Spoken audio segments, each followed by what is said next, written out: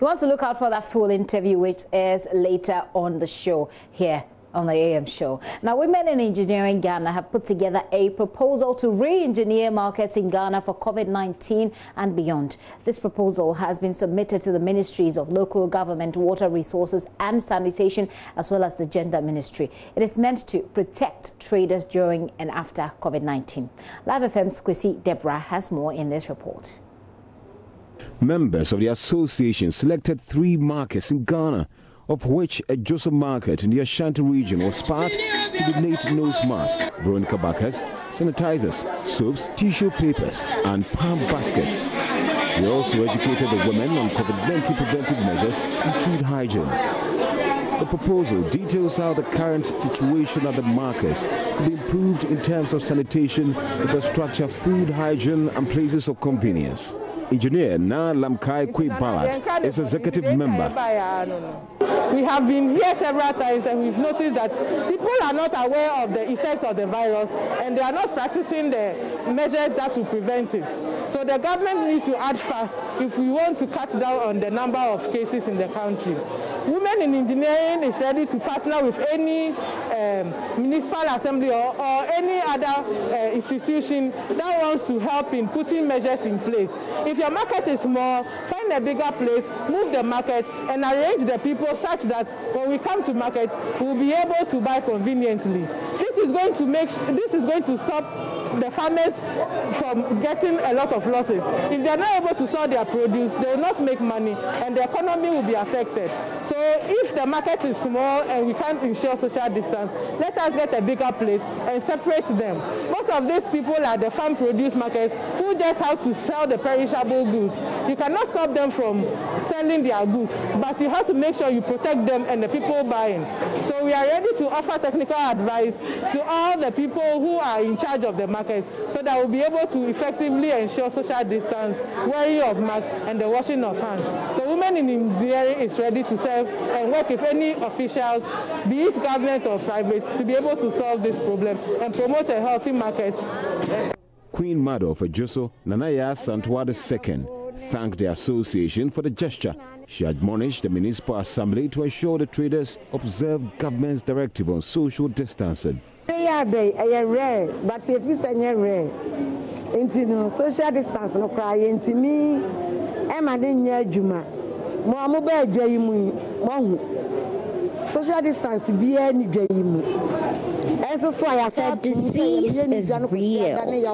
As you can see in the market, social distancing is not being observed. The Assembly should see how it can ration the markets as practiced in Kumasi. Naya Santwa led the team to distribute the items to the traders. Reporting for Joy News, Kwesi Deborah. We now take you to the Upper West region, where the regional commander for the police, DCOP Francis Abuajinyako, has disclosed no police officer has tested positive for coronavirus so far. He attributes this to the strict adherence to the WHO and the Government of Ghana safety protocols. DCOP Abuajinyako spoke at the regional launch of the disinfection and fumigation exercises undertaken by Zoom Lion Ghana Limited in the capital, where Rafik Salam brings us more. Zoom Lion Ghana Limited, for the past few weeks, have engaged in disinfecting major airports, tertiary institutions, senior high schools, and other important public offices in the country before turning their attention on the Ghana Police Service. The Waste Management Company, in partnership with the Ghana Police Service, launched a nationwide fumigation and disinfection exercise at the National Police Training School in Accra to disinfect and fumigate 1,294 police stations across the country.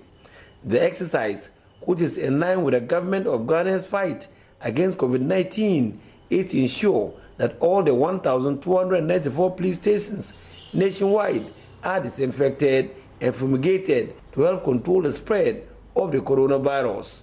The exercise in Accra was preceded by similar exercises at the regional level, and the Upper West Command was no exception.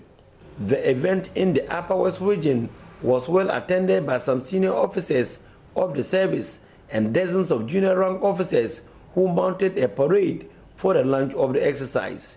They were addressed by the Upper West Regional Commander of the Ghana Police Service, DCOP Francis Aboajunyako. DCOP Aboajunyako spoke of the personal protective steps taken by the command, which has made none of the personnel in the region infected with the virus. Currently, within the Upper West region, we have no COVID-19 persons among our personnel. We have not quarantined anybody. We work by observing whatever has been prescribed in the Imposition and Restriction Act. You have to wear your face masks. You clean your hand with soap and running water. Then you sanitize your hand before we visit. At the same time, we've been privileged to have infrared material that we use in checking both personnel and civilians who come into our location. So currently, we are COVID-19 free.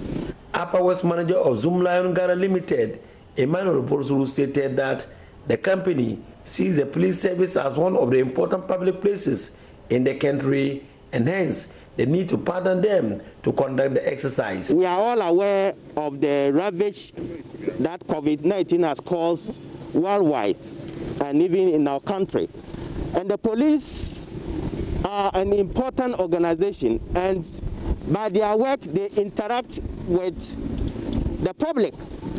And so they are equally at risk. And so it is important to disinfect their facilities so that it can help protect them. And so that is why we are here this morning. Places disinfected and fumigated by the Waste Management Company included the regional and one municipal command officers, barracks, and other facilities that are used by the police service in the region. Reporting for Joy News, Rafik Salam. Wow.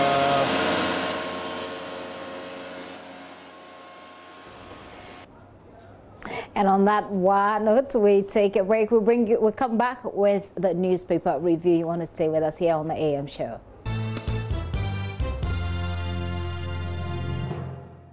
Look back, you can get many of Stoneboy's new releases on his YouTube channel. I'm talking about YouTube. We don't have a YouTube channel. Joy News of TV course. Is our official YouTube channel. We've got videos on demand. Have you ever listened to Stoneboy's songs? I like Stoneboy. I like Stoneboy. I don't. Okay, yeah. I like Stoneboy. I've listened to some of his songs. Right. I like the one he featured Beanie Man, because I used to listen to Beanie Man back when then. you were a child. When I was in the world. When you were in the world. Yes. Okay. Right now I'm in the kingdom of God. Amen. Amen. We thank God for life. It's well, I hope His you're beauty having and glory. That's why we're alive. Of course. I hope you're having a great day. I've had a good one, and like always, I say, glory to God for another day. We trust that it will be a very good one. Gifty, you look good. Oh, glory to God, glory to God. So for you. So what do we do? All right. We start with today. Okay, I think today I want to start with the Ghanaian Times rather than the Daily Graphic, as I do all the time. So the Ghanaian Times has a picture of President Akufo-Addo. It says, government to sanction COVID-19 defiance. That's President's warning. And that story is on page 12 of the newspaper. Then Ghana Water Company Limited begins spillage of excess water from Wager Dam. If you live around the Wager Dam, you want to look out for that and you want to take the necessary precautions. Protests greet ICOM's takeover of operations at Tema Port. This has been announced for some time now that the ICOM's, as ICUMS, is taking over operations of Unipass, actually GCNet, and then Unipass was there as well. So there's been some protests as well, pretty much expected. And the big story, the banner headline there says, don't rush to open churches, clergy urges restraint. Yesterday we had that story here on the AM show when we spoke to the Ghana Christian Council, and they are saying that if you know that you're genuinely not ready, to open up do not put in place the necessary measures that ensures that the COVID-19 doesn't spread in your church before you open up. So that story is on the front page of the Ghanaian Times newspaper. On the back page, traders in markets within Sekedi Takoradi metropolis to rotate. You've heard that. I mean, the beginning of the story, at the beginning when the COVID-19 started, Takoradi market was one of the model markets. They had instituted social distancing measures and all of that. But unfortunately, it's become the new place where the disease is spreading really fast. So we're told that they're going to be rotating. We'll see how that one goes as well and what other districts can learn from it. It comes with a picture of Anthony KK Sam, who is the MCE for the area. And JN Products donate items worth 76,450 to journalists. Yesterday we got our share as well. So the JN Products manufacturers of cosmetics and detergents, they donated some PPEs yesterday. We got our share here at Joy News. We're grateful for that. Let's take a quick look at the center spread, what it says over there. Government to sanction COVID-19 defiance. It has a full story on the center spread. Easing COVID-19 restrictions. Don't rush to open churches as well. That story is also there. And Ghana's COVID-19 tally now 8,070. 2,947 recoveries, 36 people have died. You want to take care of yourself and observe all the social distancing protocols. Government urges churches to form task forces to curb COVID-19. We have that story here as well. It was a perspective by the spokesperson for the chief imam that they want to put together committees that helps them put in place the necessary protocol, the necessary modalities that helps them to roll out the opening up and ensures also that there is safety. Well, and I did say that I was going to just look at the center spread, but a story caught my attention here as well that we need to just mention quickly before we'll come back to it later, is the easing of restrictions not in the interest of the nation. That's according to the NDC. We brought you that story here on Joy News as well. And think tank admonishes EC to be decisive on mandate. You hear an interview by Roland Walker later on the show. Definitely. You want to continue? Okay, sure. So let's do the daily graphic. Daily graphic, we used to have a guy when I was growing up who comes around Tema sharing, I don't know if you know him, you may have heard of him. He, because was coming, I think he came from Ashaiman then. Okay. He sells the daily graphic. You wanted to say he sells graphic? No, he sells newspapers. Yeah. But you know, he uses graphic to do the selling. Yes. So he rides on the bicycle, and when he comes, so anybody who lives in Tema should know him. He comes around and he'll be like, "Hey, graphic." So it's one of the ways that we used to identify newspapers back then in Tema Community 9. Wonderful. Go like A graphic. Okay, so we have the A graphic, and the front page has a very disturbing story, trust me. Children solicit for COVID-19. And it comes with a picture of a child getting money or taking money from a driver in a vehicle. Comes with other pictures as well of children who are begging, and Roland, we see them all the time, every day. And I'll read for you quickly what it says on the front page. It says that for some time now, some children between 2 and 16 years have invaded the streets of Accra and other cities to solicit for alms. Strangely, in this era of COVID-19 disease pandemic, the children go about the activities without wearing nose masks or any form of protection. These children dangerously rush to motorists and passengers in traffic to beg for money and food. Most of the time, they engage in their activities in concert with some elderly women believed to be their mothers and guardians, who usually sit on the pavement or under the trees along the streets. It is high time the Department of Social Welfare took proactive measures to ensure that the children are not only safe, but are also taken off the streets to protect them from contracting COVID-19. Who knows? Some of them may already have the COVID-19, which they could in turn be transmitting to both motorists and pedestrians, some of whom do not wear masks. I think this is a very disturbing story, and we should focus a bit more on that as we go along. Perhaps if you have masks for now, if you know the social welfare, you can donate masks to them right now. Another story there is EC trains 42,025 officials, and that story is written by Albert K. Salia. Comes with a picture of Mr. Samuel Tete, Deputy Commissioner in charge of operations at the EC. Today we'll be talking to the EC. Roland Walker has that interview as well. WAEC Education Ministry discusses BEC WASI. Page 13 has the story. And COVID-19 update cases, it gives us the figures: 8,070, recovered 2,000. 2,947, 36 people have died. Back page of the daily graphic. Ghana Water Company Limited to spill excess water from Wager Dam. We saw that story earlier in the Ghanaian Times. You want to take a look at it. And court adjourns case involving Bishop Obi Nim. That story. Roland, why are you laughing? He's my friend. He's your friend? Yeah. Oh wow, you go to his church? No, I watch his channel. Ah, right, okay. Jesus Christ, I watch him. Okay. That's my favorite. Mixed reactions greets easing of COVID-19 restrictions. That's the story we brought you all throughout the day yesterday on Joy News. And freight forwarders protest challenges with clearing system at Tema Port. Tema Port is an area to watch at this point where we're seeing the transition. It will be there'll be a lot of stories there as well to tell. Roland. No, definitely. Now, let me go to the Finder. It has on the front page, constitute COVID-19 task forces to enforce compliance. Minister tells churches and mosques.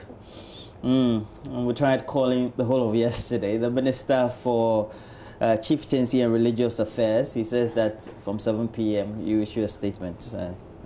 I think that was yesterday. I don't know if that statement came on because I didn't monitor. Yeah. So, COVID-19 hampers railway construction as over 70 workers test positive, and you know the company undertaking this work, especially you find them from the Shire Hills area, right after Afienya, going towards Shire Hills, and after Shire Hills you're heading towards the Atimpoku Akosombo area.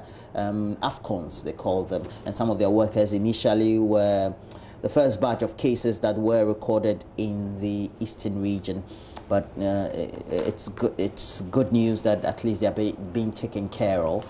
We also do have Electoral Commission must be decisive with approach on new register. Damqua Institute, we have some reactions from the Electoral Commission today. Make sure you stay tuned for that. ICUMS outlines clearing procedures at ports, and we know that it's the Unipass substitute that's taken over, or that has taken over from GCNet, and looking at revenue assurance measures at Ghana's ports. All right, let's go to the Daily Guide. The Daily Guide has on the front page, Freddie Blay backs Bonzo for Lembele. He has a snapshot with Kwesi Bonzo, who apparently is also vying for the candidature elect to contest the MP position. You remember, the MPP are also vying for that seat as well. It's currently being held by Emmanuel Amma Kofi Bois. We also have national security to get Woyome properties. 100 worshippers, 1 hour, says Nana. And we're waiting to go to church. I'm eagerly waiting Sunday to be in church. I'll visit the Bethel Methodist Church in Tema. Oh, you should. 28. 28. You'll love it. Yes, I will. You'll love it. A shout out to Reverend Obeng. One of our pastors, very close to. And you say you're in the choir. Each time you have the time, I'm not in the choir. I'm in the singing group, because when we say in my church, when you say a choir, you're looking at the choral group. The main choral group. Those who wear the black and the white cape. We sing the songs that make people, jiggy. And when I'm very charismatic for now, we're quite indisciplined people. Obinim Fires lawyer Wickster Wayne style, and then we have on the back page, I foresaw Jan's greatness, Abedi Pele, and he was on GTV Sports Plus. That will be over the weekend on Sunday, and he was tearing because he remembered some of the personalities that discovered him, and it was a very emotional interaction. Almost 5 hours of that interaction it was. I watched it throughout. Very emotional. And it's a soccer maestro, Abedi Ayu Pele, says he foresaw Asamoah Gyan's potential long before he peaked in performance. Like a seer, I love the way they write these stories. Like a seer, Abedi, considered as one of the continent's legends, said he saw the former Sunderland man's greatness the very first day he saw him gracing the turf. Yeah, Abedi Pele. Yeah. Okay, Sancho Floyd tribute booking wrong. And then we have Kotoko set to sack 10 players. Meanwhile, on the side, we have a caption story with also an attached picture of Pierre-Emerick Aubameyang, who plays for Arsenal. Says Arsenal extend Aubameyang's stay. He's a lead striker, their captain, and what a way. There were a number of interests from top clubs, including PSG, Paris Saint-Germain. He's already hitting 30. Well, how time flies. Now let's go to the Daily Dispatch newspaper. It has on the front page Akufo-Addo's 10th COVID-19 update, an analysis and the way forward. Quite interesting. When you read the story, it's on page 2. You get to find a number of interesting analysis or remarks or pointers in there. You have to grab a copy of the Daily Dispatch newspaper to get to know what the insight is. Fulani community in Ghana protests against discrimination is also on the back page. Full story is what they call a news desk report. And there are quotes from Joy FM as well and a number of the media houses that the Daily Dispatch attributes in this extensive news desk report. Fulani community in Ghana protests against discrimination. It brings me to the subject of these solidarity we are attaching to Black Lives Matter, etc. When we know that in country we have a lot of vulnerable groups and discriminatory actions that are meted out to a number of individuals and groups across our country, we never hit the streets. There are no social media hashtags to support them. But I disagree with you, Roland, sure. Because when you talk, I think that this is the bigger picture. If you ask me, the bigger picture is that the Black Lives Matter. Yes, it's not. I think that the people who are protesting or people who are joining in the protest or speaking up, it's not because they want to necessarily align with what's happening in the United States, but it's because Black people are Black people everywhere. And yesterday I was telling the team in the newsroom how my experience with Joseph Opoku-Gakpo in the U.S. in the U.S. last year. We were just driving and we got Joseph was driving. We were traveling somewhere and we got pulled over. And I'm saying that the person who saw us and pulled us over will not know that we are Ghanaians. They will see us as Black people. You got pulled over. Yes. In the U.S. Yes. And I'm saying that they will see us as people with a dark skin, as Black people, not as they won't know that we are Ghanaians. They got pulled over because that we were going slow in a speed lane. We didn't know. So I'm saying that it's important for us to talk about this because it can happen to you wherever you are. If you so you're saying that if you're going slow in a racism is wrong. Hang on. The point is racism. You're not talking about our being pulled over. I'm talking about racism, and I'm saying that it is wrong. It is wrong, it is wrong, it is wrong. We cannot encourage it. That's why everybody needs to be a part of this campaign. That in the 21st century, in the United States of America, we should not be talking about racism in the way it is manifesting in this way. We got pulled over because it's an offense in the U.S. Okay, so you committed an offense in the U.S. Because we were I was trying for us. I didn't even know that in the U.S. they have fast lanes. Where you have to go so at on the motorway, let me tell you. Limit. So on the motorway, for example, if you want to, you're not going fast on the motorway, you have to be in the outer lane. We were in the inner lane, and I kept telling Gakpo, speed limit. So he was going slower, and apparently that's an offense. So we got pulled over. But and I'm saying that anything could have happened to us. Did you get pulled over because you were Black people? What did the policeman do to you? That's a long story. Let's go on with the newspapers. No, but we need to make sure. We need to indicate the fact that Black Lives Matter. Racism everywhere, anywhere is wrong. Racism is wrong. It is. And that's what everybody agrees racism is wrong.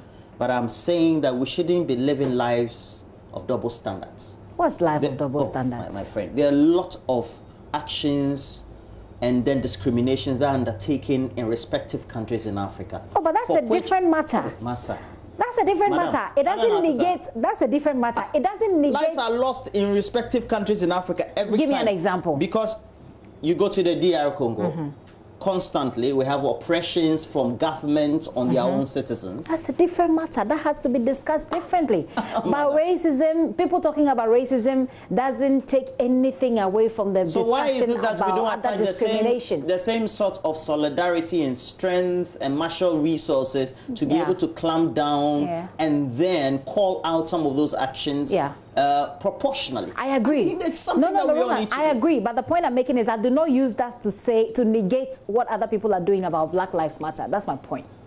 And I'm sure that everybody agrees with me. No, you can't see them. I'm sure many people agree with me as well. Many things. Text us.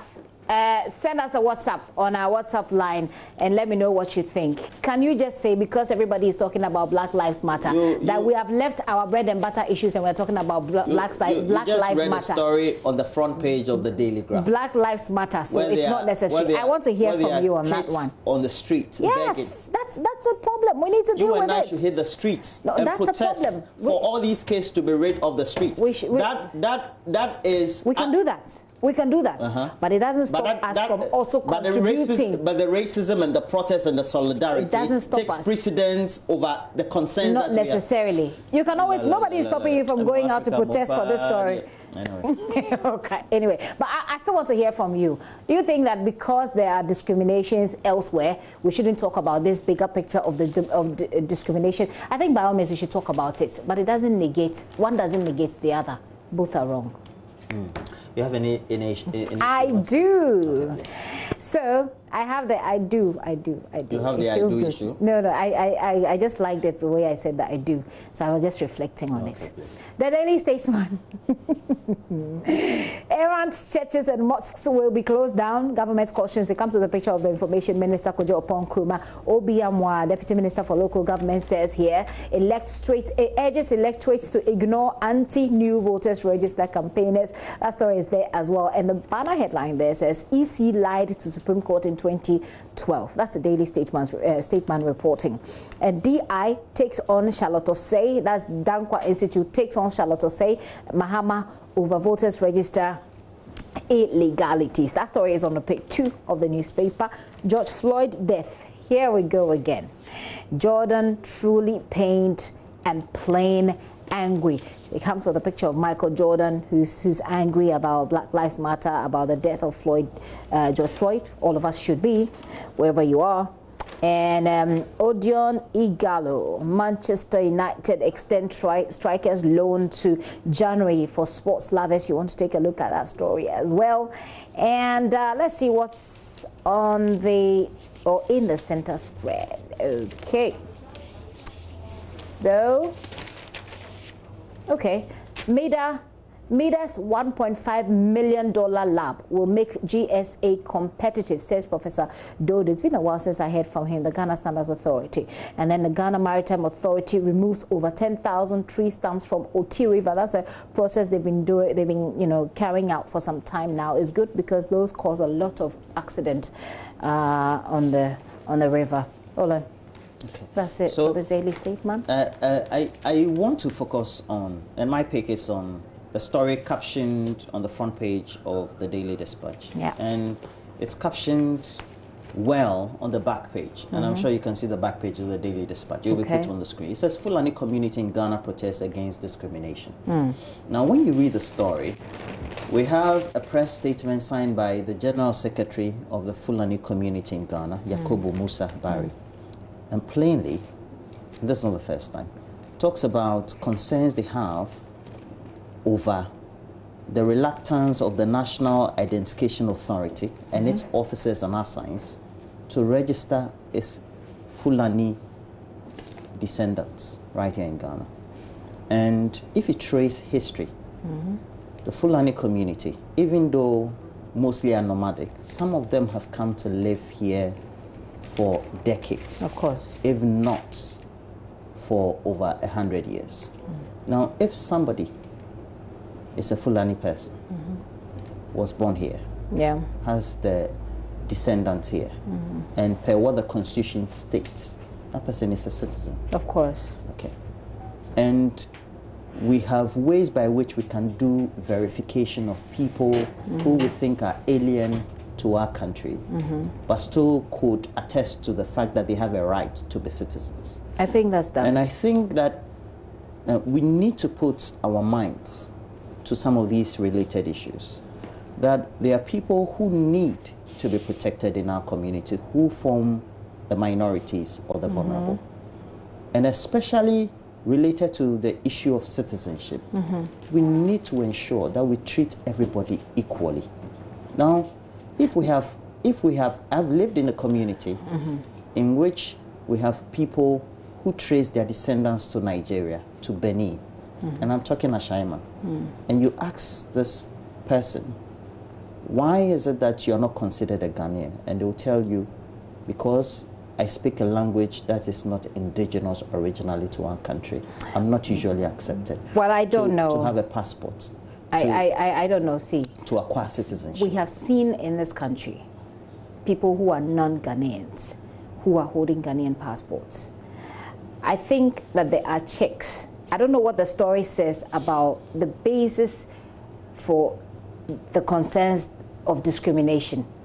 But there are people in this country, it's not difficult to get a Ghanaian passport. I think that if you're able to identify yourself properly, you should be able to get a Ghanaian passport. And if it's about the NIA, like I'm saying again, I haven't read... It's about the Fulani community, it's not about the NIA. I get it. The NIA is registering people. But what are they talking about? And once they do the registration, then it determines who becomes a Ghanaian. Yes. And going forward, that will be the document of choice for you to be verified as a Ghanaian. I get that, but I'm saying, Roland, what does the story give the basis for the discrimination concerns they are raising?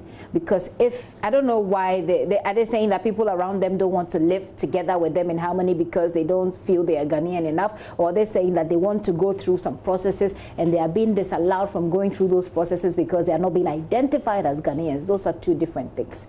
You get what I mean? Because then there's a legal basis for you to say I'm being discriminated against because I have given you all the proof that I am Ghanaian. I've given you all the proof that I live here, I was born here, or my parents were born here, and you're still not giving me, according me, the necessary, I'm not getting the word, but you're not recognizing me, or the necessary recognition as a citizen. I think we need to separate those two issues. And when people feel like, oh, you are Fulani, you are not Ghanaian, you are Fulani, that's a behavioral problem. That's a very xenophobic. That we need. No, that's a behavioral problem on the part of us as people who live with these people that we need to address. But when you're saying that I have been prevented from accessing, are you saying that? Roland, can you, if you only listen to me? I'm saying that I don't know what the story says, but if the story is saying that I am being discriminated against because I went to register for NIA and they did not recognize me as being Ghanaian, so they didn't give it to me, that's a legal basis for discrimination. You can contest it and prove that I am Ghanaian. If you're saying, that's one thing. If you're saying that Roland doesn't want to recognize me as Ghanaian because I speak a different language, that's a different story altogether. So those are two different things. That's what I'm saying, that we need to separate the two. Are people not getting the necessary recognition to get certain things that they need to get as citizens of Ghana? Or is it a problem with people around them not recognizing them because they are considered as Fulani people? Those are two different things, and we work on them separately. If Roland doesn't recognize me as Ghanaian, I want to talk to Roland, and I want to get perhaps the state institutions to talk to Roland to change his behavior towards me, because it's not fair, it is discriminatory. But if the state itself is preventing me from acquiring certain identification documents, then you can prove. You just have to prove that you're Ghanaian and contest it. How do you prove when the state and its officers and assigns and the institutions that are responsible for the registration that ultimately will determine if you're a Ghanaian, prove to you that they don't intend to accommodate even your grievances?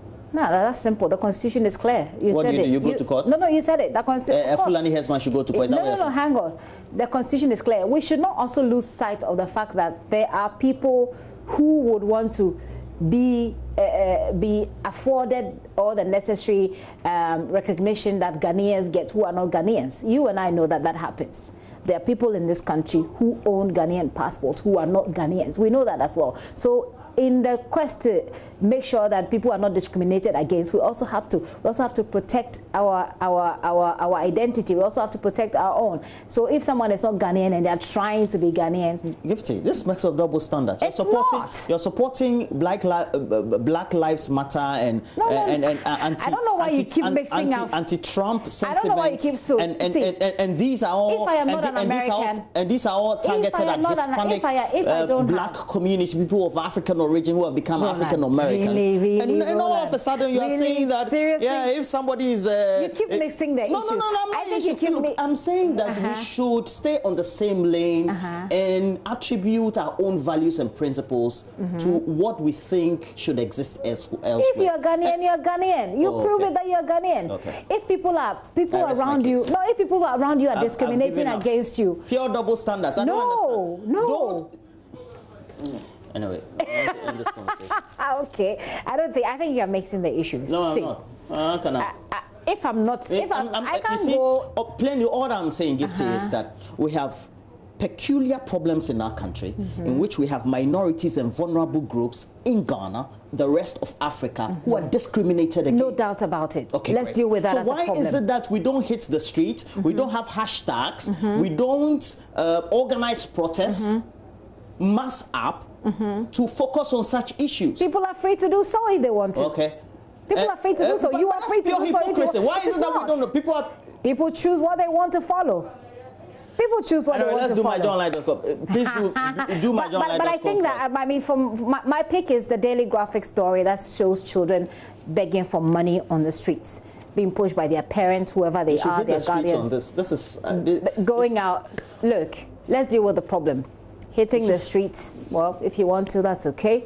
But let's deal with the problem. The institutions mandated, paid by the taxpayer. I get my salary and I see that you have taken a chunk out of it. Those people who get that money, that part of my salary, please take up this story, take up this issue, and take care of these children. Take care of these children. We should hit the street. Now you say we should leave it to the institutions. It's not necessary to hit the street if there are ways to deal with the problem apart from hitting the street, Roland. There should be parity and fairness. Gender ministry. This story is right there on your lap. Go on the street and take care of these children who are perhaps inadvertently spreading COVID-19. Okay, so we're doing myjohnline.com. All right. Okay, so we have myjohnline.com. Okay, government lays out protocols for churches as they resume services from June 7. Roland says he can't wait to go to church. We'll wait and see whether he's just saying it to the camera or if he really means it, as we can see what's in his heart. Other stories on myjoyonline.com. Ekufuado's 1 million for constituency promise was a scam. That's according to the NDC. Comes with a picture of the minority chief with Muntaka Mubarak there. The Dankwa Institute press conference is also featuring prominently there. And then Mahama lacked good plan for oil and gas sector, according to Amin Adam. That interview with Evans Mensah. And there'll be random checks at churches, mosques to ensure compliance with directive. Religious Affairs Minister is saying that. We'll see how that pans out. More stories there on myjoyonline.com. You want to take your time and go through it. And as Roland always says, try and look up our YouTube channel as well. Obinim is also featuring prominently there. His trial adjourned to July the 20th. Click on that story. Take a look at what it actually says.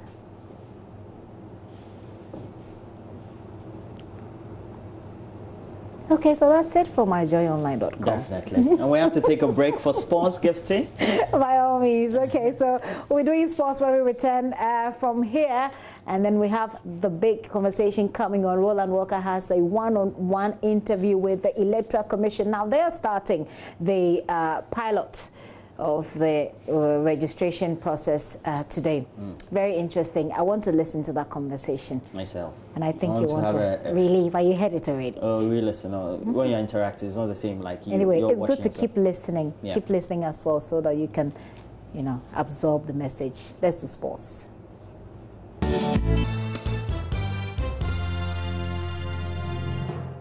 Welcome to the sports segment here on the AM Show. I'm Benedict Toast. We'll go straight into our stories this morning. And in line with the presidential directives, the National Sports Authority has announced the individual non-contact sports that can resume their respective training sessions to prepare for upcoming championships. Now, yesterday, they released a statement to this effect, and I'll go through the sporting activities that can resume training. Will be on your screen pretty shortly. So that was a statement released by the National Sports Authority in line of government directive, which was issued by Nana Dankwa Akufo-Addo, the President of the Republic of Ghana, to have non-contact sports resume training. So 14 of them: athletics, badminton, we have boxing, okay, volleyball is a team sport, so that's not part.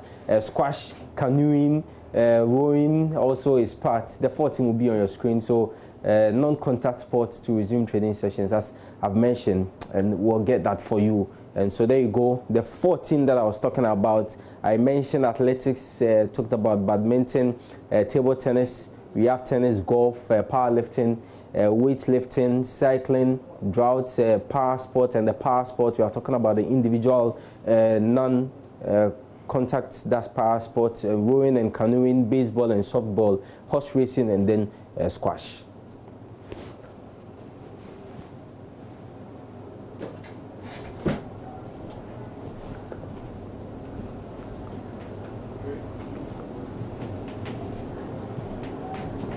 So that was a statement released by the National Sports Authority last night. Now, let's get a reaction to this. We are joined via Zoom by the president of the Ghana Badminton Federation, that's Mr. Evans Yeboah. Mr. Yeboah, thanks so much for joining me here on the show this morning. Of course, this is a welcome news for your federation and the other federations. Okay, we are unable to establish contact with Mr. Yeboah, who is president of the badminton. When we do so, we'll definitely speak to him here on the show. I understand we have Mr. Yeboah, so let's quickly get to Mr. Yeboah. Thanks so much for joining me, Mr. Yeboah. Now, I was asking that yesterday the National Sports Authority released a statement which your federation, that's badminton, you are in there, you can resume your training session. So this, of course, is a welcoming news for you. I mean, it is very excited for us because we've had a lot of engagement with the government regulatory bodies over the last few weeks, and this has enhanced the decision that was made. So for us, it came as a welcome news. What was also important for us is that it will enable us to start our training sessions, and the guidelines that we have issued to our own members yesterday also gave credence to what we need to do. For example, make sure that sanitize before you begin your game. Also make sure that you have your racket and then your shuttlecocks are non-shareable. Okay. You also have to make sure that doubles play, it's also coming from the same household. So these are the summary of basically most of the enactment of guidelines that we have provided for our association yesterday. All right, so now you've enacted some protocols to ensure the safety of your athletes. So how soon are you starting training? Oh, we're starting training on Saturday. Oh, this coming Saturday? This Saturday, okay. Largely because most of the venues needs to be either disinfected and clean up and all of that. So we'll go through those basic operational details. And then largely this Saturday, all our members nationwide can begin. I can see the excitement, you know, in your voice and your face. How about your athletes? What's been their reaction to this? Well, they are very excited because the last 11 weeks they've been training indoors, which is basically focusing on stamina training, build up to what they need to do. But now we can go and then play in our own format of play, which is very important for most of the elite athletes within what we have in the country. All right. Thank you so much, Mr. Yeboah, for joining us here on the AM show.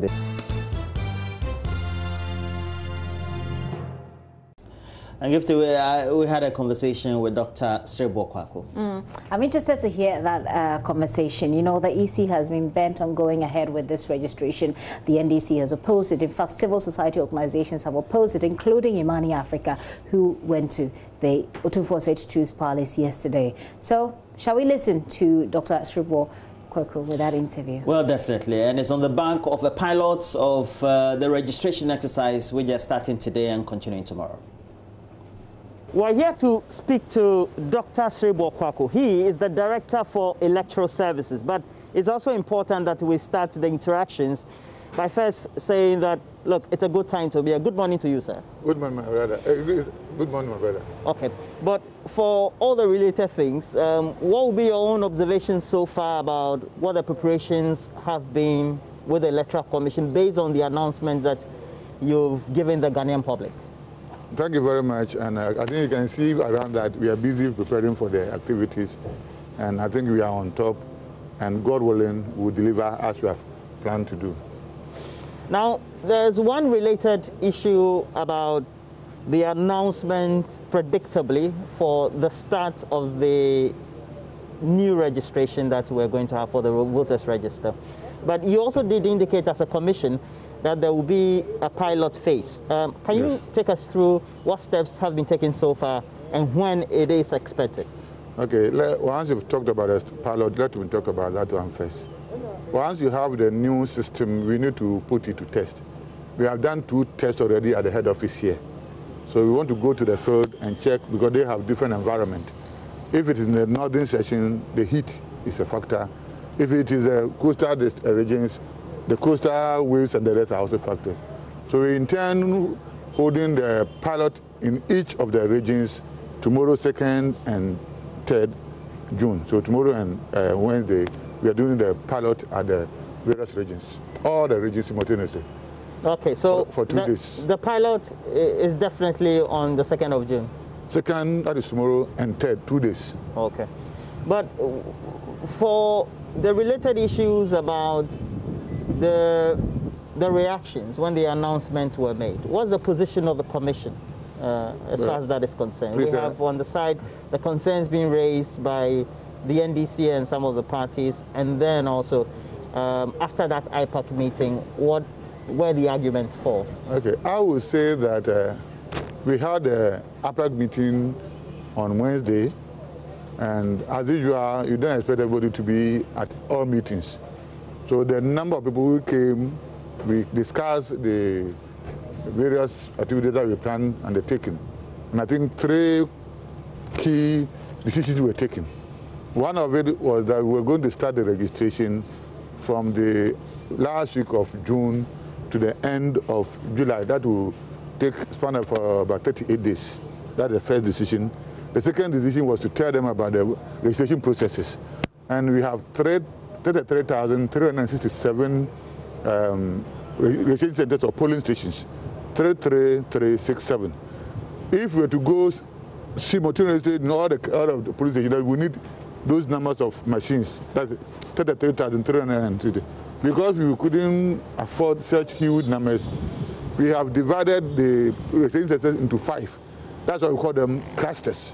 So what it means is that for each cluster, it is made up of 5 polling stations with a team in charge with all the various kits. So what it means is that if, let's say, the 2 of us are in charge of a cluster, then we are going to work in 5 different polling stations.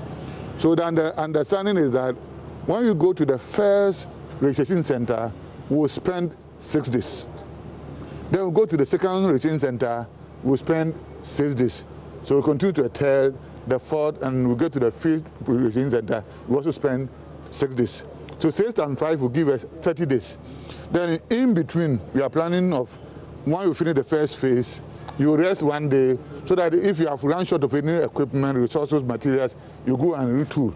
Then before you go to the second phase and 3rd phase and there. So that the in between two will also give you 4 days. That will give you 34 days. Then at the end of the 34th day, we have finished the main registration. Then the team will look back. When we went to the various 5 polling stations, were we able to cover everybody who came to be registered?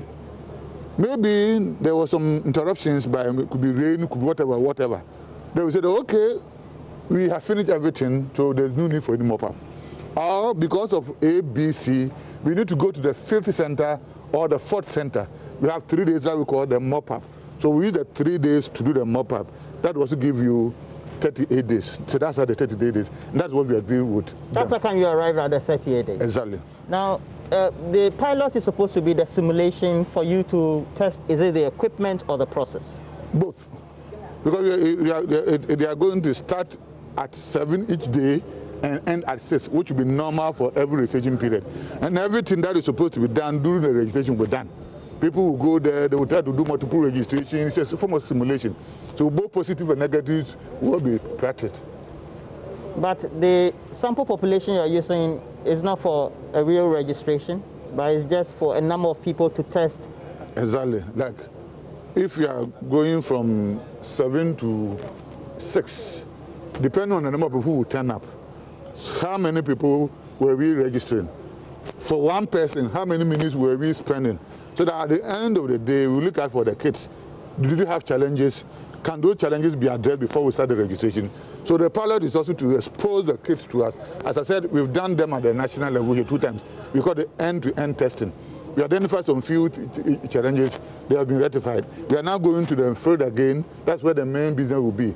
With the challenges too, they will come and we rectify them before we go to the field for the actual registration. And the actual registration date again, you say, is which one? I said last week of June to the ending of July. But the exact date, Commission is doing some consultation, will come out with it. What type of consultation? Which type of internal bodies and external bodies are you doing that with? We know we are in contact with the COVID team. We have met them severally, and I always mention they call the coordinating team, Dr. Nsiasare, Dr. Makoba, and Professor Dujemfi. They are in charge of the national COVID team. So we told them our plans for the containment of the COVID protocols. And they also gave us some pieces of advice. So that is the third understanding that we made. So that is the protocols. So the understanding was that, assuming this is the whole polling station, as they have done the lines here, so we are going to demarcate, then apply paints, so that when you come, this place is marked for one person, this place is marked, this place is marked. So when you have not entered, you can stand somewhere and be watching. But if you say that the marking can accommodate 20 people, then we'll cover 20 people. So in the next 20, then you come, you position yourselves, so that it will not be that people juggling themselves and tumbling over each other. But before you enter into the demarcated area, we'll use the thermometer gun, take your temperature. The Minister of Health, to be also in consultation with them, with the team, they decided that they will form health mobile teams. So the one who pick the temperature, and temperature is above 38 degrees Celsius, then we'll call them that somebody is here, we don't think he's feeling fine. They will come and also observe you. After they have observed you, they will decide that from the way things are, they need to take you to the nearby health facility for attention. Or, oh, this one is normal, the person should go through. So once you are clear to go through, then at the entrance of the demarcated area, there will be a vertical bucket with soap and tissue, whatever, or hand sanitizer. Both of them should be there. So at times somebody will want to go for this or that. Then you wash your hand and the rest. Then you join the queue. When it is your type, you go to the table. When you sit at the table, you are supposed to go with your vote passport or Ghana card. If you don't have any of these, then you go with 2 guarantors who have already registered, so that they will complete the form for you. Then your hand will be put on the scanner. Once your hand is put on the scanner, immediately you finish, it will be wiped to clean possible infection either to you or whatever. Then you remove the mask, like mine. Then my face will be gotten, the picture will be taken. Then the process will be continued. When you have been challenged, then we say that you will be given a day to appear before the committee that will adjudicate on that. If you are not challenged, you are given your card. Once you are given a card, you leave the place. And as you are leaving getting out to, you sanitize your hand, then you go. There's a critical question about, in a registration area, how many of the system machines are you going to have? So one machine for a registration center, but there will be space. We are buying 8,000 plus, but we are sending about 6,870 to the field. The rest are backups, so that when there's a problem here, the machine is having to come. If you send all of them to the field simultaneously and there's a problem, you cannot, because we don't want to miss the data we have given. So we have enough standbys to cater for possible malfunctions and other things. I see. All these things you talk about, Veronica buckets, soap, all those things, are they all going to be distributed, stationed across all polling areas? Like I told you, we have 6,870 teams. So every team will have the full set. If you had been here yesterday, those going for the pilot were distributed yesterday. So we have acquired them. the rest are on the way coming. There's a concern that has been raised, and predictably, we have to ask this question. And this is coming from Imani Africa, about usually if a new system unit is being deployed, it takes some time for you to test the system, and then you get to gauge the percentage of success rate. Do you already have the new machines in? If they are in, what do you expect to be the success rate in percentage? I was saying that if you were here yesterday, we have seen us dispatching them to the pilot area. So those questions, I will entreat you to go to the field yourself. Tomorrow you will see it and you answer them. But as I told you, we have done end-to-end testing 2 times and we are satisfied with what I've seen. So we're going to try the field again. Before finally, we'll see how to process it and program it for the field. Those guarantors that are supposed to guarantee for any other would-be voter who doesn't have a National Identification Authority card or a passport, where should they come from? Okay, let me give you a scenario. Is it within the polling area? The law is that if you are a registered voter, so it's like if you are going to register for WAEC, I mean the WESI and the rest, you have people who endorse this thing for you. So before you fill the form, you know who will endorse it for you. If you are going to apply for a passport, in addition to the birth certificate or whatever, you will need 2 guarantors and 1 witness, so you prepare them.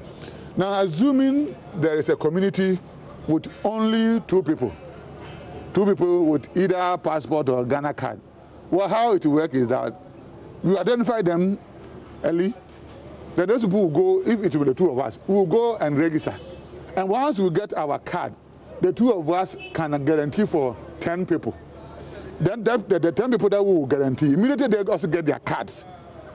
2 each, so between 5 times 10, 50 people can be guaranteed by those people.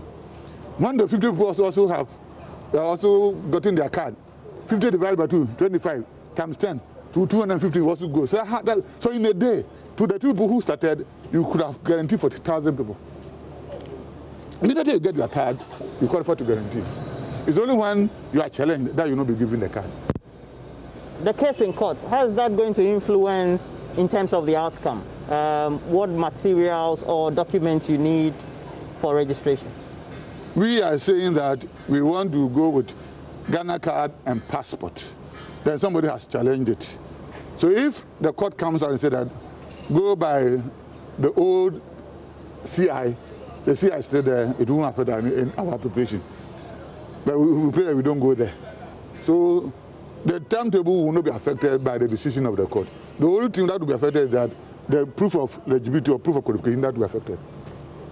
I've seen a number of materials already, and I'm sure yesterday you started deploying the pilot logistics out. Exactly. I've seen the papers, that's the registration document or the papers, or the forms. The forms, yes. Now, we call it Form 1A. Very good. Now, the Form 1A, is it the bulk for the large number of new registrants that you have printed, or is just for the pilots? What we are taking develops the bulk. With those, we have 3 categories now. We have those that we are using for training. We have embossed on them training form. So it's the same form, but you see embossment. So that when you are trained and you get a card, you don't use it as if you have a card. Then you have the other one, which is also for pilot. So you also see pilot written on it. Then you have the one you saw them are the main ones that are going to be used for registration, including the one you will use to register. So it means that you have every document of Form 1A ready, both for training and the real one for the main election.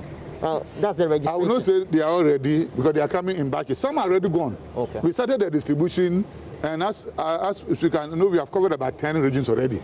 So because we don't have enough space for them, so they come on a daily basis. But our program, by the 11th, all of them should have left to the field. 11th of June? Yes. The NDC applied for training manuals, and this is public because we have our own sources, and they've made those training, that letter of request also available to us. Have you received that letter? Have you given them the training manual they said they wanted? I know I've seen the letter, and the letter went to my bosses. We know we are going to give all the political parties copies of the manual because it will facilitate their training. So to me, I don't see anything wrong requesting for it because when they get it, they will use it to train their people.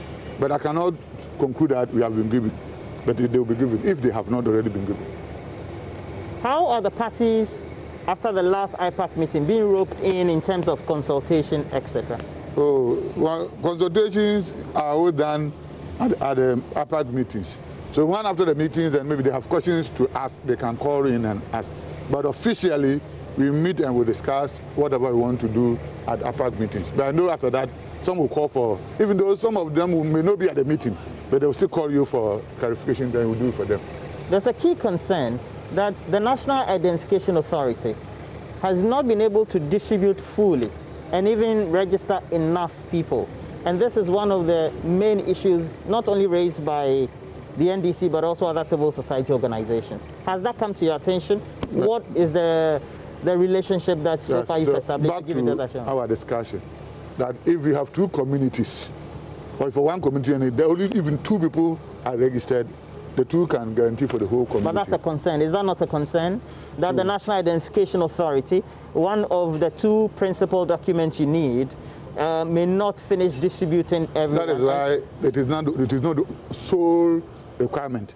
So that was what the Ghana card, if you don't have passport, if you don't have, then two guarantors.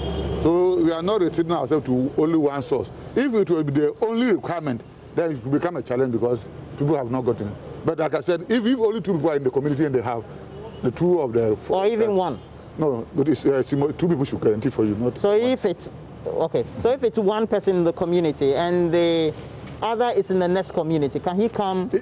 Preferably the law is that a registered voter. Okay. So me standing here in Accra, I can go to WA to guarantee for somebody from. You are sure about that? No, what I mean is that if I happen to be in WA and I have my card, I can guarantee for the person. So you are saying that me, Roland, I am a registered voter, or I've been able to use the two principal documents, either of them to register. Correct. I have my card. Correct. I can go on and go to Bankregu or Elubo and go and guarantee. So one person will join you. Once it is identified, I know the person and it's been guaranteed. Exactly. Is that not controversial? What makes it controversial? Because I don't know whether you are from this place. And I don't know, you have a lot of classmates, you have a lot of relatives. Me standing here, I was born and bred in different areas. So I know different people. The most important thing is that I should be sure that the one I'm guaranteeing for qualifies. The person is not underage. The person is a Ghanaian. So that, because if you go and bid for a vouch for somebody who is not qualified, then you are putting yourself into trouble, right? So if I know the person and the person is qualified, you vouch for the person, you can sleep because you know that you have vouch for me and you know is a Ghanaian. Who guarantees for the guarantor that the guarantorship and his actions are real and true? No, it's like who verifies that me? We don't have any. It's like going to the court to swear. If you tell lies, they call it what do they call it? They call it, they have. There's a code that if you tell lies. Perjury. Perjury, good. So you lied. You lied. So if you know that the person is qualified, the person doesn't need to be a relative. You can vouch for the person. But if you know that the person is not qualified and you are lying and it's found out, then you have to answer for Is this perjury. Not a recipe for chaos? It's like even somebody may hold the passport. Somebody may hold a Ghana card and the person can be arrested because he acquired it fraudulently. It's possible. Because you may hold a passport when you are not a Ghanaian. It's not possible. So if you're holding the passport, holding the Ghana card is not enough. Because if somebody knows you, the person can challenge you that even though you're holding a Ghana card or you're holding a passport, you don't qualify to register. Because you are underage, because you are not Ghanaian, the person can challenge you. Now, the NDC, they convened a meeting, a press conference, and they asked some critical questions. And I know that they said the fact that church and mosque gatherings are not supposed to have more than 100 people and are supposed to last for just an hour, but the NIA and the EC have been given the freedom to register an unlimited number of people from 7 a.m. to 5 p.m. That's for a period of 10 hours. That shows clearly that the so-called partial reopening of school churches was a ruse to the president's main agenda. It looks like the president did the... I don't know if you're listening to... I think I did some interviews some time ago, and my personal view was that the restrictions did not cover Electoral Commission. The reason being that today we are talking of registration. What about one day there comes a president? He also said that there's restriction on elections. There shouldn't be elections. What are we going to say? So as far as I think and my understanding is that the law is, Article 46 says that in performing our duties, we are not under the control of any authority apart from the law. And the law is the Constitution. So you're saying that the restrictions, even before now, you didn't think by... I think yesterday the president said it. I know what the president said and the leeway he gave you. You are saying that even before now, the commission thinks they didn't cover them. That is my view. Why is it that you didn't go ahead then to undertake your action? No, that's it. We didn't, I don't think anybody has been there. Anybody from the Electoral Commission has said that we were not working because of the restriction. We were holding our meetings, doing our planning, doing our meetings and what have you. So all the processes were ongoing. Electoral activities are not one activity, it's a process. So all the processes were ongoing. We have to wrap up this conversation. It's, we're happy that you've given us this opportunity. But at the end of the day, can you take us through the timelines again? Because there are fears that we may not meet the timelines of finishing the registration, exhibiting the register, and then everybody is satisfied. So by our program, which we have thought through, and we have looked at all the possibilities, by our estimation, we should finish the registration ending of July. By our estimation, we should use August to put the register in shape with respect to getting the provisional register. In September, we are planning to do exhibition. In October, we are planning to do nomination. And in December, we are planning to hold the elections. All these things are the processes that we have been prepared. The law says that nomination should take place not more than 90 days and not less than 30 days to the election. Well, thank you very much. You're welcome. And we've been speaking to Dr. Serebo Kwaku. He is Director for Electoral Services for the Electoral Commission. And already you can see that the electoral materials are ready. The Form 1A are coming in batches, and the other forms or the documents that are needed for the registration really are also ready according to the Electoral Commission. They come in as and when they have been printed and handed over to the Electoral Commission. The pilot is expected to start, but it also, according to Dr. Serebo Kwaku, will give an indication as to the level of pressure and the extent by which they can undertake this within the time frame that they've announced. Well, that'll be it for now. We hope that we can get a lot more out of this. Please make sure you get interactive. We have Facebook Joy News on TV. We also do have a Twitter handle at Joy News on TV. We have Joy News TV, which is our official YouTube channel, and you get uploads, bits of this interaction right there on social media for us. We're taking a break. We'll be right back. Never.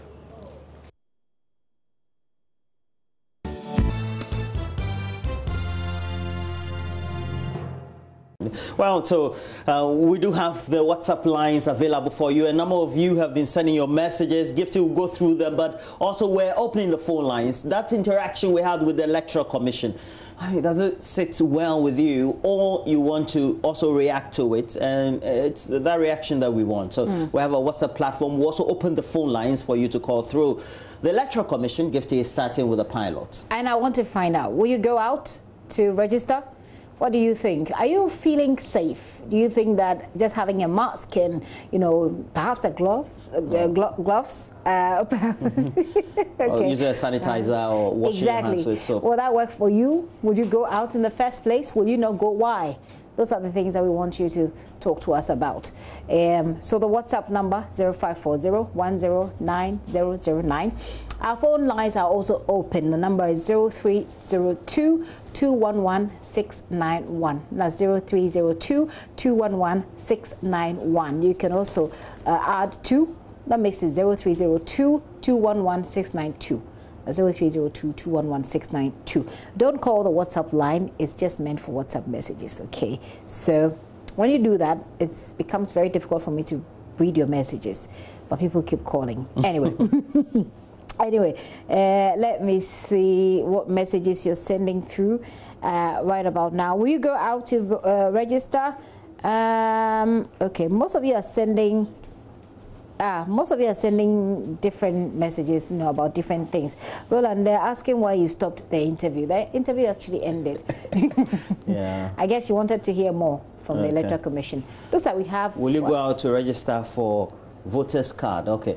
Will you go out and register or to go and register as a voter? Abindao is calling from BBNE. Yes, we do have Abindao and Gifty, go ahead. Please, talk to us. Hello, Abindao. I hope I got your name right. Yeah, I think I'm thinking about coronavirus, but not to go and register. So you will not go? No, madam. But why not? This is an opportunity. This is like an opportunity for you to get registered so that you can vote in the elections in December. Yeah, it's true that we register.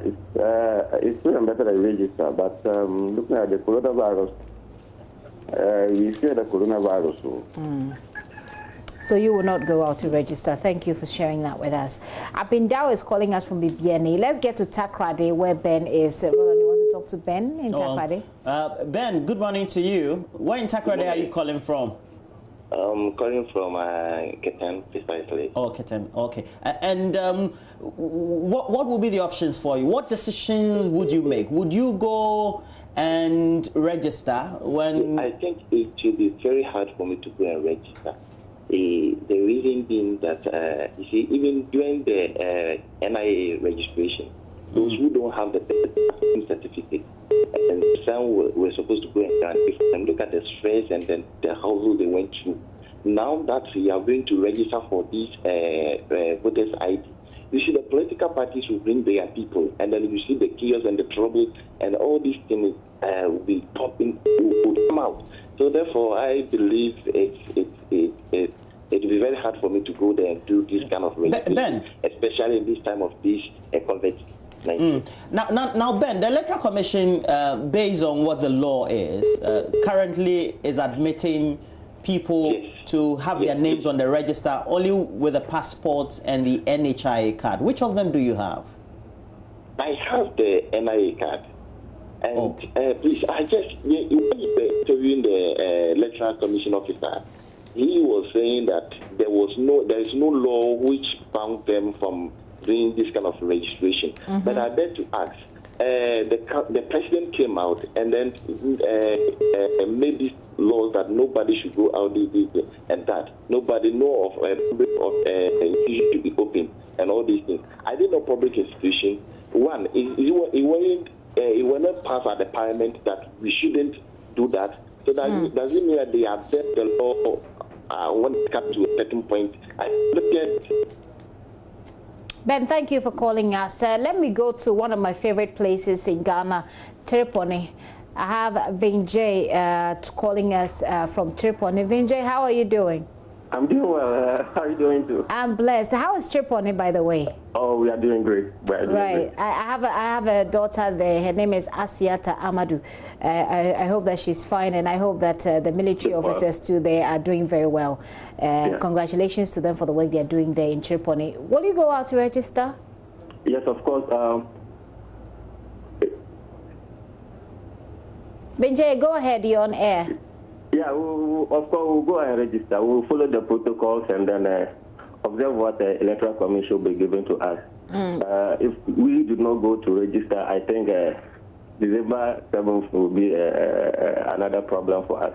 So the better we all come out, go and register and then follow the protocols, and everybody will be safe. There shouldn't be panic that maybe other problems that might come.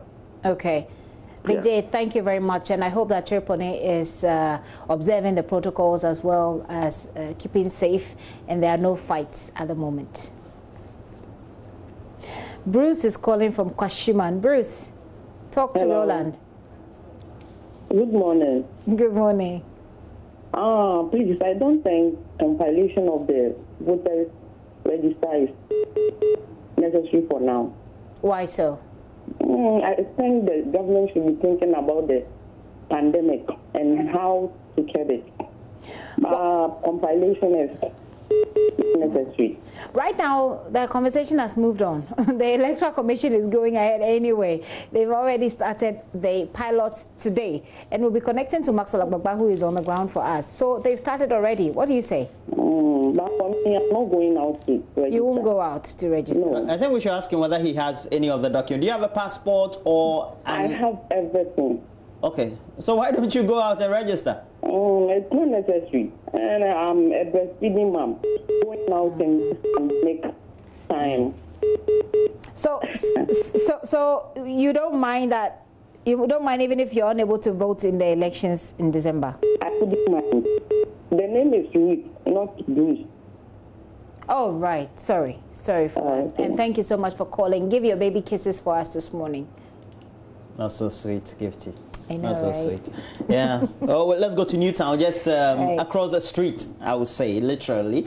And Kobe is there. Kobe, good morning to you. Yeah, good morning, Gifty. And Roland.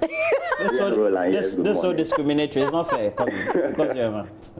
Gifty, you take it over. But first, before Gifty can say, let me ask you, do you have any of the documents the Electoral Commission will require for you to register? Please. I don't have passport, but I have the Ghana card.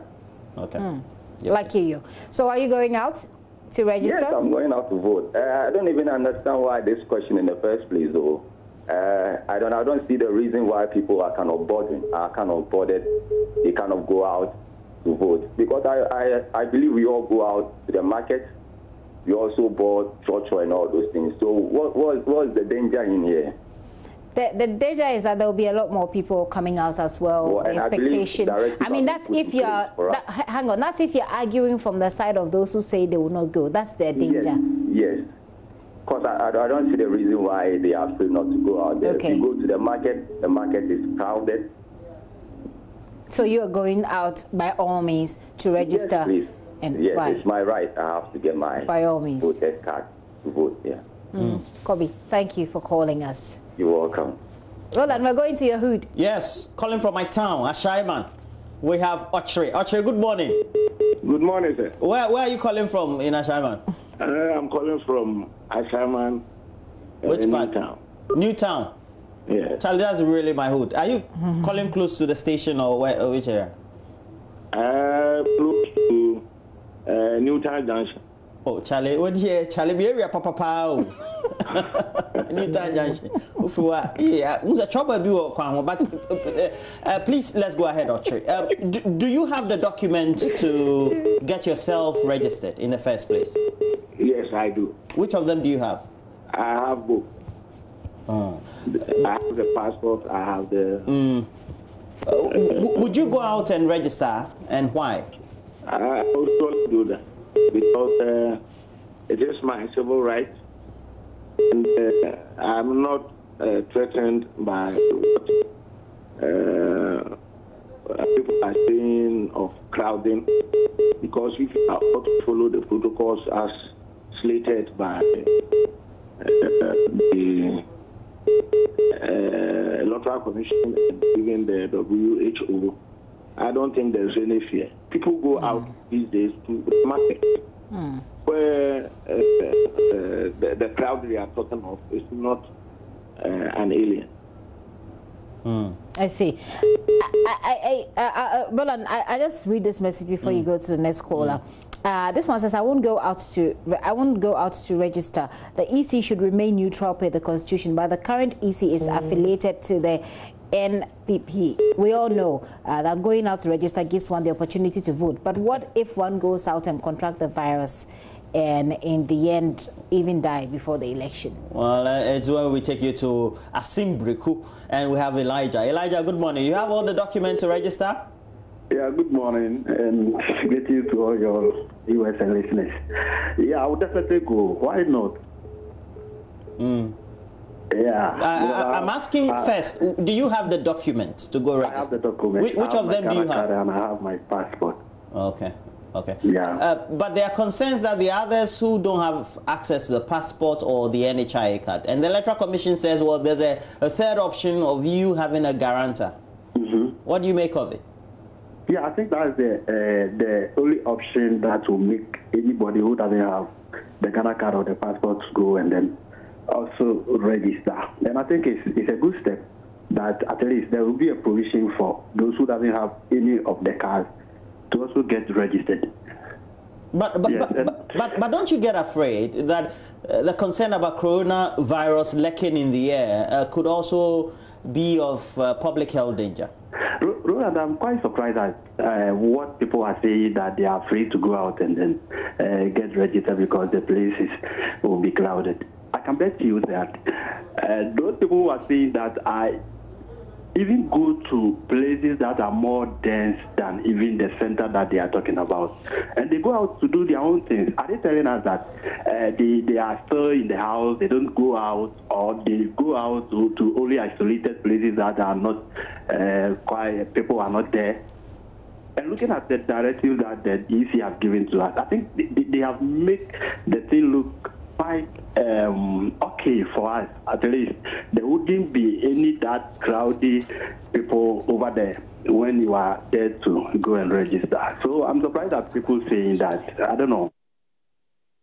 And thank you for your views as well, and all of you who called. And this one is from Bonti Benjamin Achim Ebwakwa. That's the hashtag he's added. The EC's preparedness for the compilation of a new voters register gives us hope for credible elections, and no amount of propaganda against the EC by the NDC will change the confidence Ghanaians have in the EC. Ghana deserves better. Bonti Benjamin Achim Ebwakwa. Okay. This one doesn't add his name, but he says, I think you should ask those who have said they ain't going to register. They ain't going to register. If they are under self-quarantine or self-lockdown, you say unless they do not step out to the markets, which is more crowded, or other places, then COVID-19 cannot be a reason. If you keep calling this number, I can't read the messages. Okay. Unless they do not step out to the markets, which is more crowded, or other places, then COVID-19 can't be a reason unless they just dislike the EC. Good morning. Those who are ignorant, selfish. Okay, I think I have to give up because the calls just keep coming in. All right. And I can't read the message. Yeah, we keep telling you, don't be calling the WhatsApp line. It's just a line, man, for WhatsApp. Don't call it. But Gifty, we have to also bring the related issue about reopening of schools, but the announcement made by the president that is going to be for final year students across board. Exactly. And we're going to have the educational stakeholders right here in the studio. But before we do that, let's just tease you with this insert from the president's last message. From Monday, 15th June, the decision has been taken after engagement with the teacher unions, whose cooperation I salute, to reopen schools and universities to allow for final year junior high, senior high, and university students to resume classes ahead of the conduct of their respective exit examinations. Indeed, final year university students are to report to their universities on 15th June. Final year senior high school SHS3 students, together with SHS2 Go Track students, on 22nd June. And final year junior high school JHS3 students on 29th June. JHS3 classes will comprise a maximum of 30 students. SHS classes a maximum of 25 students, and university lectures would take place with half the class sizes. All final year students of educational and training institutions, which are being managed by ministries other than the Education Ministry, are to return to school on 15th June to complete their exit examinations. Again, prior to the opening of schools and universities, the Ministry of Education and the heads of public and private educational institutions will fumigate and disinfect their institutions. Each student teacher, and non-teaching staff will be provided with reusable face masks by the Ministry of Education. For the avoidance of doubt, all other educational facilities, private and public, for non-final year students will remain closed. The Minister for Education in the coming days will outline in detail the specific guidelines for the safe reopening of our schools and universities.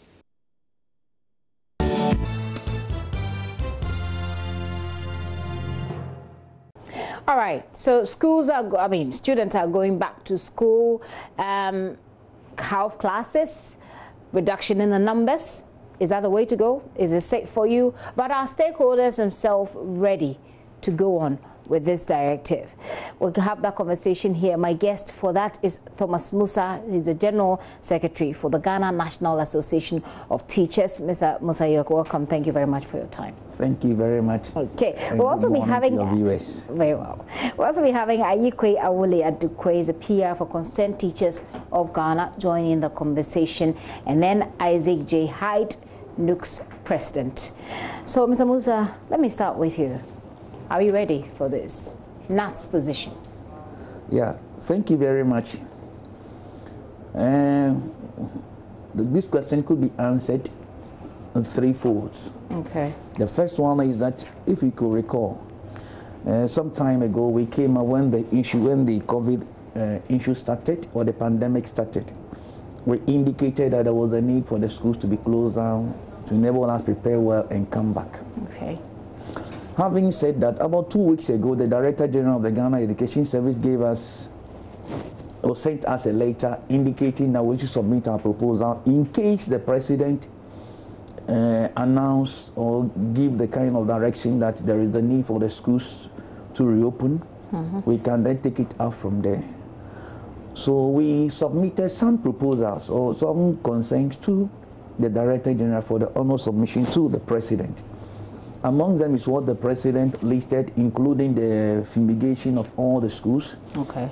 And looking at the issue of the class size, I think with the President, as mentioned, we also said that there is a need for the thermometer guns to be provided in all the schools. We were also looking at the issue of aligning or mapping all the schools to health facilities. The reason being that as the schools are going, as the students are going back, in a particular school, you could have about 400 students together with the teachers. So should something happen in the night, what are they going to do? So we're saying that they should map all the schools to a particular health center so that in case something happens, the teachers can easily rush that particular student to that health center. We were also talking about the issue of the dormitories.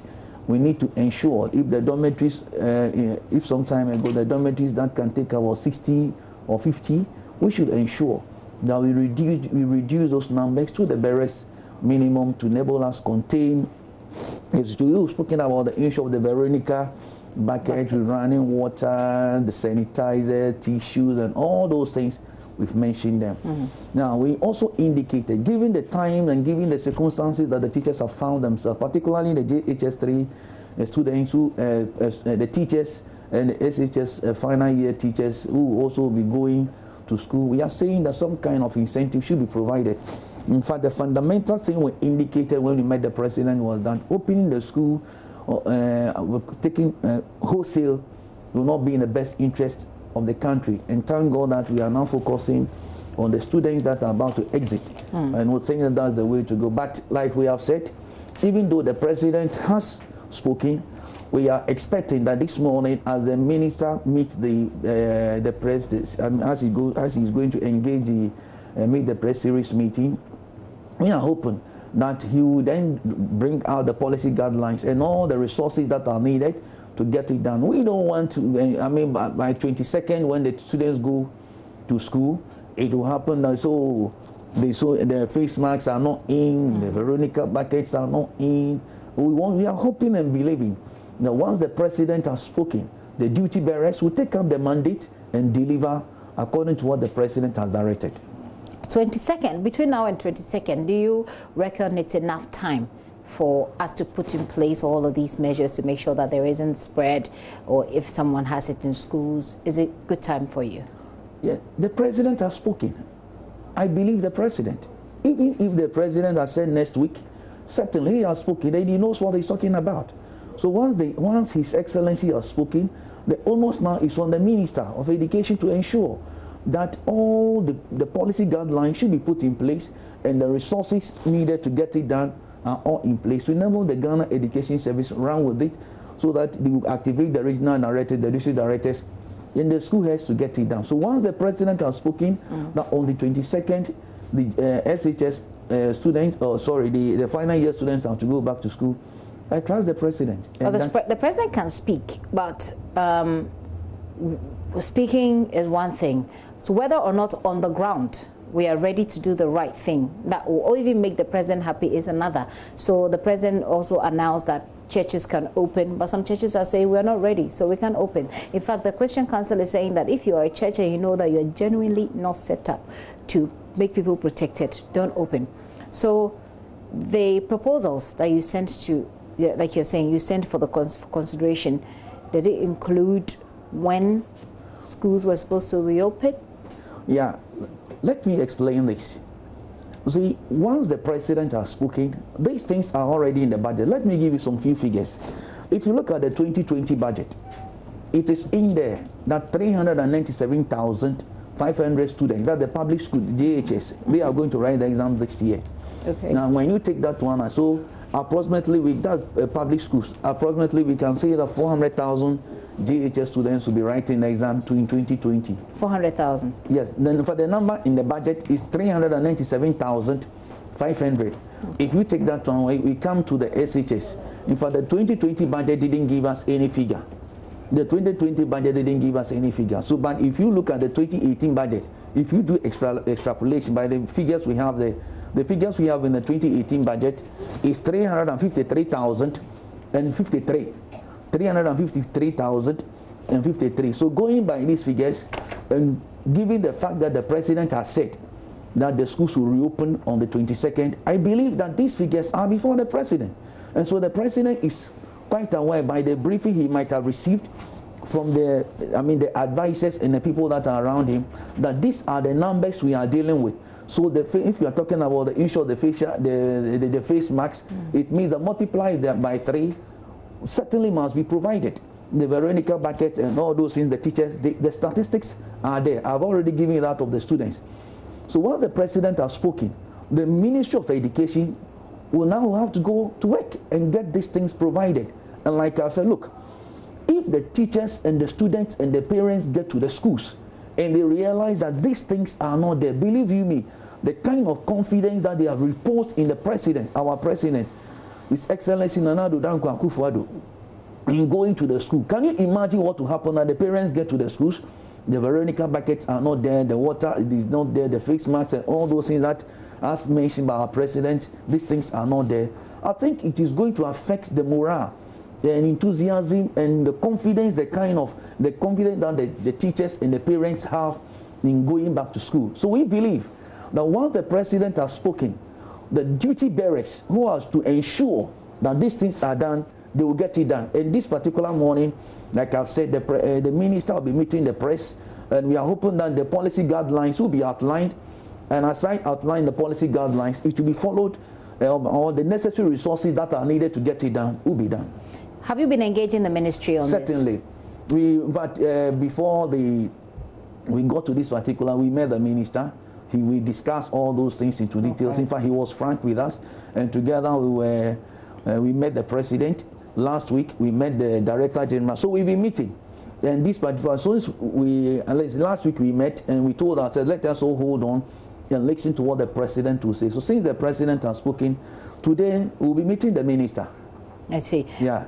When you met the minister, did you get the sense that all the things you listed have been provided for? Veronica bucket, face masks, the spacing necessary, the incentives you talk about for teachers. When you met the minister, did you get the sense that all these things have been provided for? Yeah, regarding the issue of the incentive, it came out that it will be discussed. But regarding the others, We had those from the health, the medics were there, and all the people who are supposed to help in making the school environment safe were there. And the assurance was given, and the issue of the incentives for teachers also came up. And we said that, look, there is the need, because teachers are now frontline workers. Can you imagine a teacher going to school at this particular time, particularly going to meet the students, and it's going to be day and night, particularly at the SHS level. It is not going to be as usual. It is not going to be that, oh, 3 people are on duty. If you are 20 teachers, you are all going to be on duty 24/7, because you need to be monitoring them when the students are sleeping. You need to keep all eyes must be on them, protect them, such that when there is anything happening to any of them, you can pick them to the nearest health facility. So we are saying that the teacher should be given some incentives, and we believe that it will be taken, be taken into consideration in the scheme of things. Believe assured. Which one are you working with? Do you believe that it will be worked for, or we've mentioned it, and it is in our proposal. Do you believe that it will be worked on, or you have been given the assurance that it's been worked on? We presented it. Let me put it as once it has been presented today, we will be discussing all the issues, and it includes out of the incentive. So let it put it that way. Have you had any response on that part of the proposal? No, we don't have any response yet. But the ADEX that are to ensure the safety protocols, that one we've had a favorable response. But regarding this one, like I've said, going into the meeting today, we believe that it will come up, and that there is a need for the teachers to be given some kind of incentive. Yeah. Can you go through the safety protocols you are assured have been put in place again? What should students and their teachers see when they go to school now? We need to see the Veronica bucket running with water, running of course with soup. We spoke on the issue of the thermometer guns which must be provided. We spoke on the issue of aligning all the schools with a particular health facility to ensure that in case any student is affected, and that person could be rushed to that health facility. We also discussed, I've mentioned the issue of the thermometer gun. We talk about the issue of the distance, the classroom size, that we need to ensure that classes of about 60, 70 and all that should be looked at, so that we can maintain that minimum numbers in our schools. The reason being that the virus doesn't move until a human being moves. So we want to make sure that we reduce to the barest minimum. And aside that particular one, teaching and learning is such that maintaining that social distance between the teacher and the student will be quite impossible. Because can you imagine, let's say you are teaching the child mathematics and the child has a difficulty. Can you maintain that 2-meter distance away from the student? No. The student will certainly have to come close to you and all that. And that is why we are saying that the teacher is certainly going to be exposed to a certain amount of risk, because that social distance will be very difficult, if not impossible, to maintain. And that is why we are saying that some kind of incentive should be provided for the teachers, because they are going to be exposed to the risk of the pandemic. Yeah. Because of these risks, what proposals did you make in terms of what incentives should go to the teachers? What are you asking for? Oh, we did not mention. We mentioned normally when you are going to negotiate, the labor law says that you do it in good faith. So when you throw it into the employer, normally in social dialogue, when you raise the issue, the employer says, okay, we'll look at it and we'll discuss it. So we have mentioned it to the minister and the director general that there is a need for this thing to be looked at. So it is an issue that is before them. We have mentioned it to them. We are hoping that going to today's meeting, they will also look at it and appreciate the kind of work that the teachers will be doing between 22nd as the SHS. The final year students go to school, and then the JHS go to school. You see, let me give you an example. From 22nd, all the schools, all the final year students will be going to boarding. Once they go in there, the teachers, it is no longer going to be like only one person will be assigned to the students. No, the teachers are going to be with the students, because you don't know what will happen. When you say all students are going to boarding, are they? Yes. Is that a decision taken? Because I'm not aware of that. No, isn't it people so boarders will go to the boarding house? Yes. But day students will also go to school as day students, right? Yeah. See, there are boarding schools that have final year students who are day. Yeah. And the recommendation there was that instead of having only boarders or those who are already in boarding going to the school, let us also bring the final year students who are day students, let them come and join their colleagues. So let's say that you have a final year students of about, let's say 500, and about 100 of them are day students. Okay, instead of them commuting day and night, we are saying that let them join their colleagues so that you will have the total number of 500 in the school so that they will all prepare. And that will reduce the tendency of actually catching a virus, because when the student is coming to school, going in and coming out, burden of trotro and all those things. So we are saying that they should also come and join their colleagues. And specifically, as like we are saying, these are final year students who are day students in schools where they have a boarding facility. Okay. Yeah. And has that proposal been accepted? Yes, it's something now we work towards. In fact, we mentioned it to the Director General. Okay. Okay. So maybe the minister will throw a bit of light on it, but as far as you're concerned, it's not been accepted yet. Been accepted. Yeah, no, we mentioned it to the Director. There's something that's been considered because it's very, very important going forward. It is, you see, and this thing is to enable us contain the pandemic. Yeah. Isaac J. Hyde is NUC's president. Isaac, hi. Thank you for your time this morning. Hi, good morning, and thanks for having me. Okay, so you held a press conference that will be last week, and one of the things that you had on your table was that this should happen. Final year students can go to school. You must be very happy with the president's decision. Yes, I must say we are. I mean, he gave us a good impression of the president that at least he's a listener. And it was like that we have to conduct a survey where over 2,700 students from across the country from the various streams, from basic to senior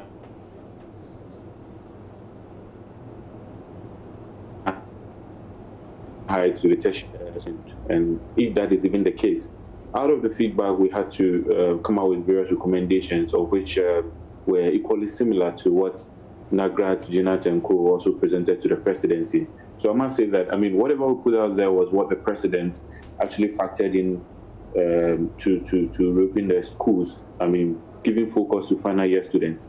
But I must also say that it is not completely over, because there are other recommendations as well. Beyond opening the schools for the final years, were a number of recommendations that we call safeguarding measures that we thought should be put in place to protect the students should they go to school. And we are hopeful that in today's presser by the minister, we shall get some good feedback from that. What are these protocols? Well, basically, we expect that at least each and every student should be given at least 3 nose masks. This is because the student would have to be changing periodically while they use this thing. We expect to have the Veronica buckets at vantage points across the various campuses and senior high schools. We also expect that enough sensitization will be going on across the campuses. The Ghana Health Service should be able to be moving around periodically to supervise the various institutions and ensure that they are adhering to the strict protocols. I mean, as a matter of fact, we even are sending a letter to the Ghana National Association of Teachers this morning so that we see if we can have a partnership together with them and the relevant stakeholders. So we have a joint supervisory body that will be paying an unannounced visit to the various schools to ensure that indeed some of these guidelines are being adhered to. Aside that, we expect to see the thermometer guns and basically the relevant materials being in place to safeguard the students. Did you say you're looking forward to partnering with NAT? Yes, NAT and then the ministry itself, so that we move around and ensure that the strict adherence to protocols is in place. Now, you must also understand that we needed to give parents assurance that indeed, if they are sending their wards out there, they are going to be protected. We also need to take into consideration the fact that these students are going to be there in less than a month, and it will be too much a risk to ask your ward to go out there for a month and only to come home with a disease. Therefore, the assurance has to be there that indeed, as the children are going there, first of all, it's in their best interest. And if they are coming back, they are very well protected. Beyond this, it's also the need as a state for us to ensure that we protect the young generation. Some of these guys out there are going to study, and the main purpose, the only reason why they are going there is to go and study. It will be too much a price to pay to go out there with the intent of going to study only to come home with a disease. And we have a responsibility in ensuring that they are protected. in doing this, we will equally be going around with the relevant stakeholders to be supervising the various institutions and ensuring that they are adhering to protocols. The teachers are the main stakeholders in these engagements aside the students, because they are going to assume responsibility as parents on the various campuses.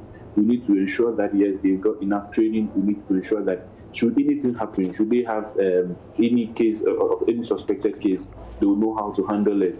We expect that perhaps with the emergency contacts as made available, strict attention will be given to campuses, because here we are going to have thousands of people going to converge on the campus.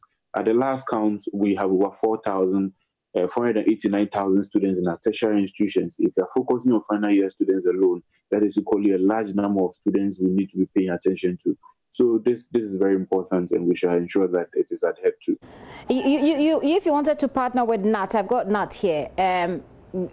Is that a partnership you're aware of? Is that something that can happen immediately? Yes, that is wonderful. I mean, that is the way to go. And I think my brother, the NUCS president, has made my day. You see, we've gotten to a stage where we all need to come together and see what we can do. Because we cannot leave this particular work into the hands of Ghana Education Service and the ministry alone.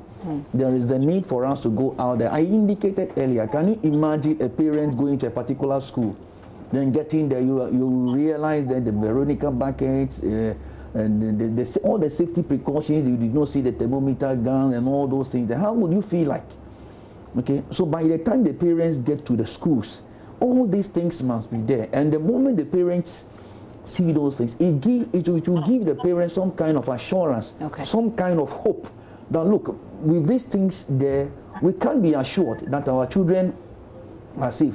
And I think the gentleman must be commended, and NUCS also must be commended for this bold initiative. And we all need to work together and make sure that we go around the secondary schools to ensure that all the safety protocols are there to protect our children, because according to the Children's Act, all these things must be in the best interest of the child. Yeah. So the joint supervisory team is something that you're looking forward to getting done. Yes, we can get it done, yeah. But I want us to talk about the incentives that you're proposing.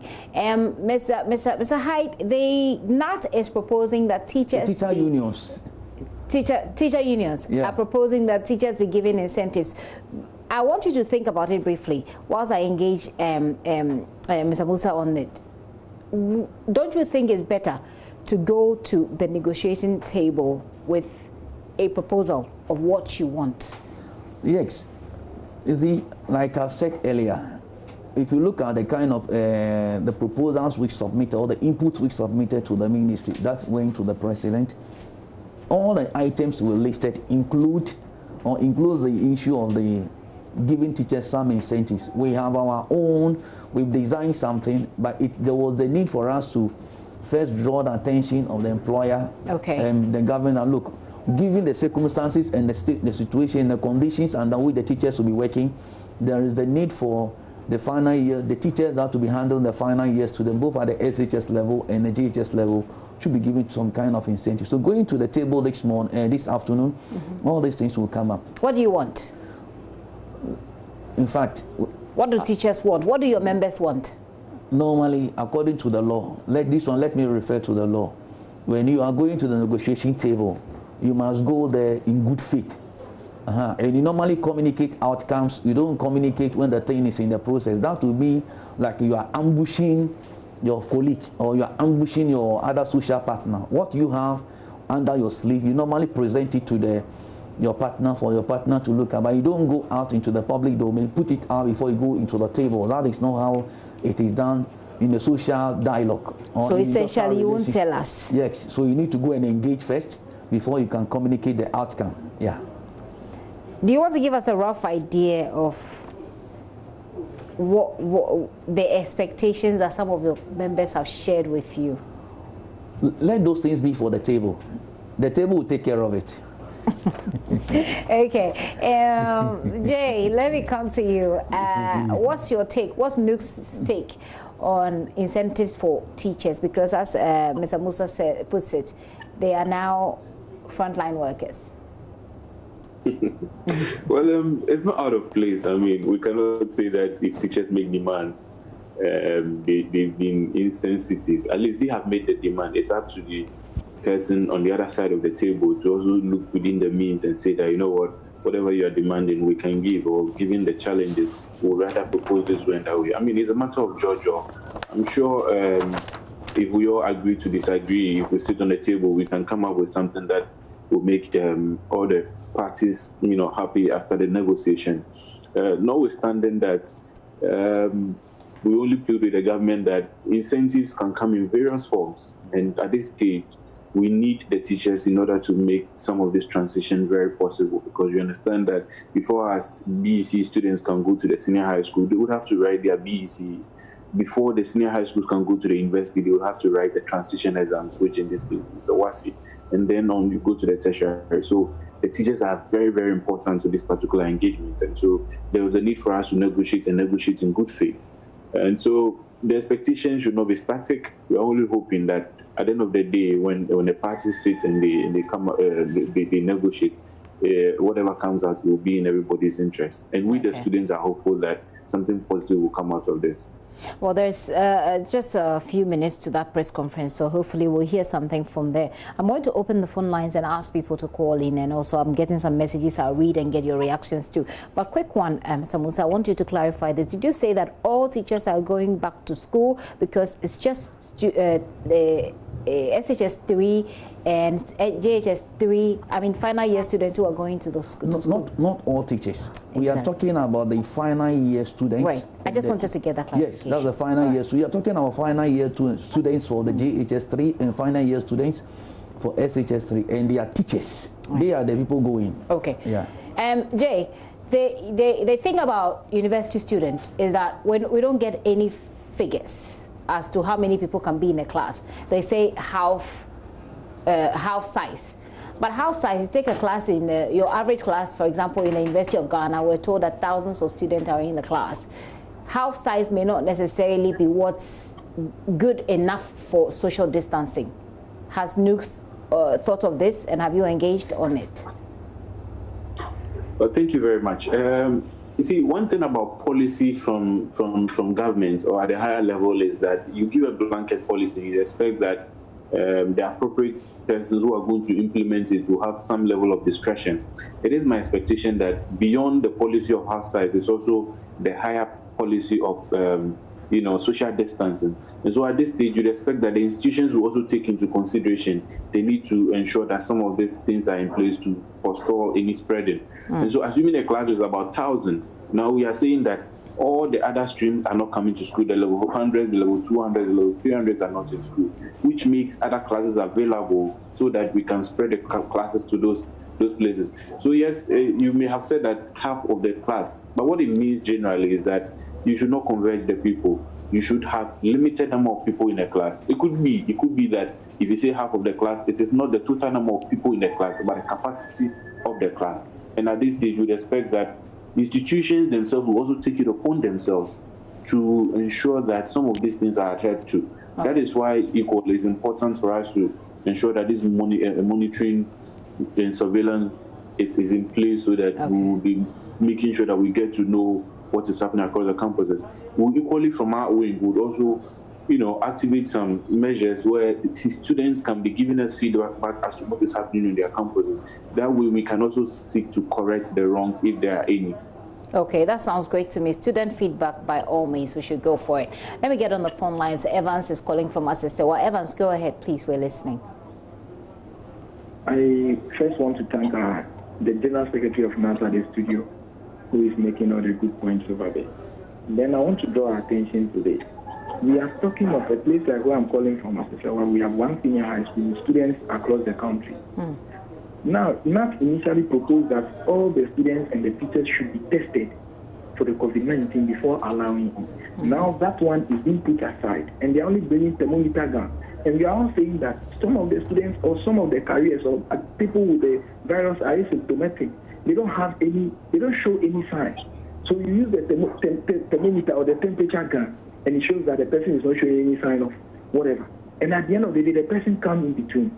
We might end up and it will be worse. Now the senior high school, you are bringing the gold track to join the final year students. And at the end of the day, reusable nose mask. They wash it, they hang it, somebody go and pick somebody's phone, or somebody, even you are going to class because you don't have it right now, you just pick a colleague's phone, because they are not with any names. So we should be careful and look at that. And if care is not taken, we are going to have a shoddy work, because as the General Secretary is saying, if teachers are not well motivated, because I go and I'm supposed to mark the students' books, I'm going to teach mathematics. I have to check on whether the person is really following what I'm doing, and I don't know whether the person is a career or not. So I'll do everything possible to avoid any major contact with the students I'm teaching, which is not the best. We go to the science lab, and we have to touch all the science equipment. What is the risks available? Let's just look at it. Now, let me draw your attention to this. WASI is controlled by WAEC.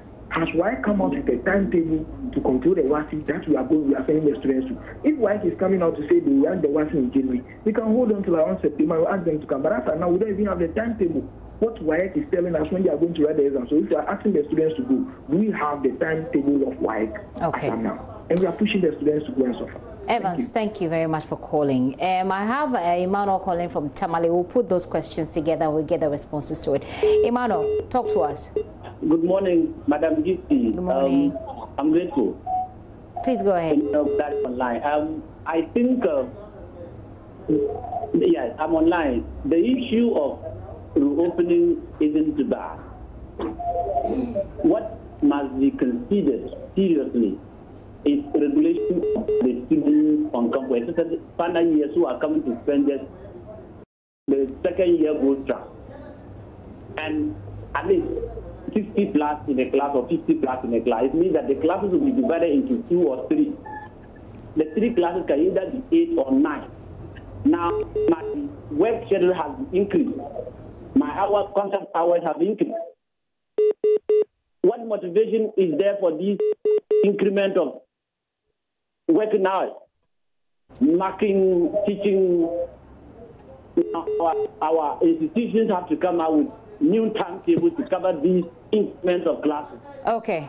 And contact that way. What actually are they looking at in solving this problem of the teacher always having a task to perform? But at the end of the day, the teacher is not well attended to. Okay. Emmanuel, thank you for your call. I think your question is about the new way of learning, teaching and learning, which involves teachers performing tasks with their students. How will that work in these COVID times? My last caller is Philip. Philip is calling from Kumasi. Philip, go ahead. You're on air. Good morning. Morning. Yeah, my point is, the last time the government said that the final year students of both sectors, the government said that the final year students of both second and then tertiary in the second cycle is going to go to school. Then my question is, here is the case that in the tertiary level, we have the international students who are no longer in Ghana at this moment. And then how would they cope with this situation? And here is the case that there is still restriction on our borders. For instance, when you go to the University of Ghana, we have about 20% of students who are international students. KUAT, we have about, let's say, 15%. And such students are not in Ghana as a protein period. And then here's the case, the government has released that all the final year students of the tertiary institutions will go back to school. Okay. Now, here's the case, how would these students come to Ghana? Okay, Philip, thank you for your question. Hopefully we'll get some answers. So thank you very much, all of you who have texted, called, and some of you have also texted. Let's take on some answers to this one as we wrap up. Mr. Musa, they're talking about testing of teachers. They say they recommended that teachers be tested. And that's what, even in Germany, when they they started the Bundesliga, the league, they tested all the players. Yes. So what's the protocol here? The medics will take care of those things. In fact, when we met them, that was assurance. So at the school level, they will engage all of them and they will have a detailed discussion on those things. But these are health. The whole thing is being done together with the Ministry of Health.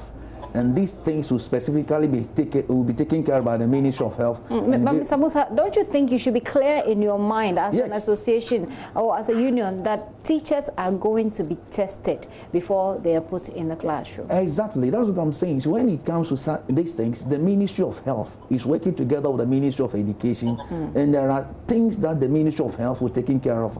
I even indicated that each school will be mapped to a particular facility. Yes, that point has been made. Yes, but I just want to understand, it's not clear to me, based on your answers, that are teachers going to be tested before they go back to classroom on 22nd? And I'm saying that the Ministry of Health will take care of those things. I'm not sure. Is it just me? Because I'm not getting. I'm speaking to the public. Is it a yes or a no? Yes, the Ministry of They will be tested. Teachers will be tested. No, as to whether all of them will be tested individually, I cannot confirm that one here. The reason being that, these are issues that the Ministry of Health, look, when we met them, the explanation was that somebody can test positive, somebody can test negative today, but in the next 2 hours. No, that's okay. That's okay. But I think what we need to establish going forward is that will teachers be tested? Is that the understanding that everybody has, and all teachers have been, it's been communicated to the teachers, they are on the same page. They understand that as we're going back to school on 22nd, we will be tested. That has not been done. No, that has not been done. That has not been done. Okay, okay. I guess that will make it. It's part of the proposal, but that has not been done. Let me put it okay, for teachers to be. So you proposed to the ministry for teachers to be tested before they go back to the classroom. Yes. So the understanding we have is that at that level, the Ministry of Health will engage them. So we are hoping that by something like I'm saying, the ministry. You see, when we started the whole thing, before the president spoke, the president are giving us the outline. So then this particular week, we'll then engage the minister to get the blueprint in place. So some of the things that we have said, we are now going to give it flesh. Okay. There are many things that came up before we met the president. So once the president has spoken, we are now going to give it flesh and give a detailed outline of how the whole thing will be implemented. So in meeting the minister, all these things will come up. It should. Thank you very much. I would have thought that at this point it would have already been discussed and it would have already been clear, but there's still a bit of time to work that out, so that's okay. We can look to getting some answers. Then someone called about WAEC timetable, that we could engage with WAEC. I mean, do we have the WAEC timetable for those who are going to write the exam? Yes, that is going to be between the Ministry of Education and WAEC. At this point, we don't know anything yet, right? Yes, once the president has announced it, it is something that, because when they were considering it, it was done in tandem with all the stakeholders. So I actually be aware of this particular arrangement. Will there be any change in the timetable as we know it? Yes, as it stands now, almost everything has been affected. Almost everything has been affected. So once the minister comes out with the blueprint, also the way forward, all the timeline, like the president gave us the detailed program of what is expected to be done, the minister also do same. Okay, I need to wrap up. I have just about 2 minutes or so. Jay, international students, there was a question on that. University of Ghana, what can Nuke say concerning that?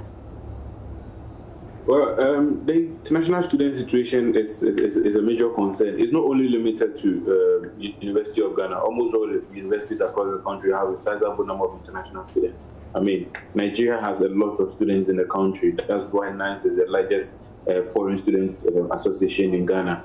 As it stands now, yes, it's a concern. But if this is the policy, we also expect that at the SRC level or the Student Representative Council level, they will engage their institutions to see how best the international students can be factored in the planning process.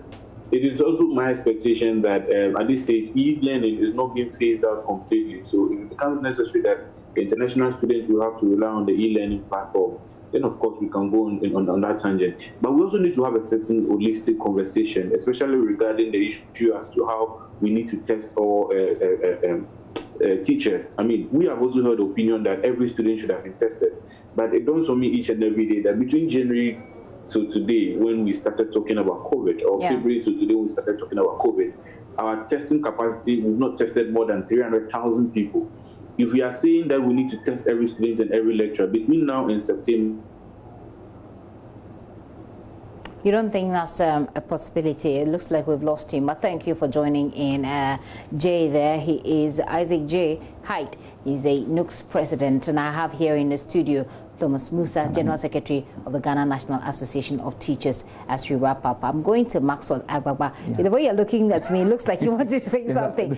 I ran out of time, so make it very brief for me, please. Very brief one. You see, I'm happy with what my brother Hyde said. Because if you look at the numbers here, I've told you earlier on that the JHS students, we are talking about 397,500. Okay. Then the SHS, we are talking about 353,000. So in all, we are talking about 800,000 students. So the issue of the capacity, that's why I kept on saying that you are talking about 800,000 minus the private schools and minus the teachers. So you know, you are talking about not less than 1 million. Okay, and so the Ministry of Health, there is an assurance that they will take care of it. Okay. So that's the challenge we are being faced there. Yeah. They will take care of it. How? We'll get more on that. And thank you so much, Mr. Musa, for coming. Thomas Musa is General Secretary of the Ghana National Association of Teachers. We're also joined on Zoom by Isaac J. Hyde, the NUCS president. Right now, we told you about the registration, the pilot registration ongoing. Maxwell Agbagba is joining me live from the Accra Regional Office of the Electoral Commission, where he's been monitoring the pilot of that registration exercise. Maxwell, what can you report?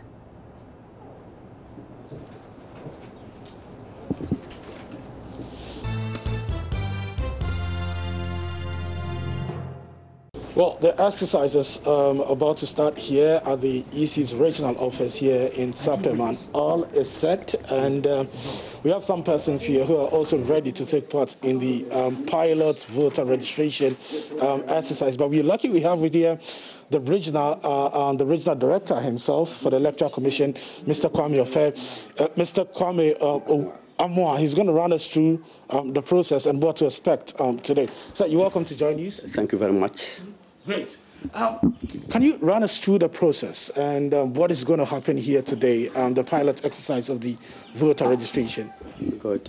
Today we are here for the piloting of the new voter registration system that we are going to introduce in the next registration exercise. And so we want to demonstrate how everything is going to pan out on the registration period. So we have invited the political parties, the staff, and then the people in the community to come and then participate and then observe. So they'll go through the various processes. Okay. Yes, the forms will be completed. After the forms, then it will be keyed onto the kit, that's the registration system or the machine, and then we will print out the ID card. Okay. So for our viewers to have a better appreciation of what we are talking about, I'll plead that you run us through maybe from this point and then show us how we're going to go through the process. This is what we call Form 1A, which will be the first form on which we'll capture the details of the applicant. That is your name, your age, and then the hometown, the district, and everything that the Electoral Commission needs to capture regarding the voter details of the applicant. Okay. So this will be done manually. The officials are here. They will complete it. And then if you come, you must have your passport or you have your national ID. Okay. In the absence of any of this, then you will require someone to guarantee for you. Okay. And this is the guarantor's form. And the guarantor might be someone who have already registered. Okay. So you need two. And then when it is done for you, the guarantor has the opportunity to guarantee for 10 people.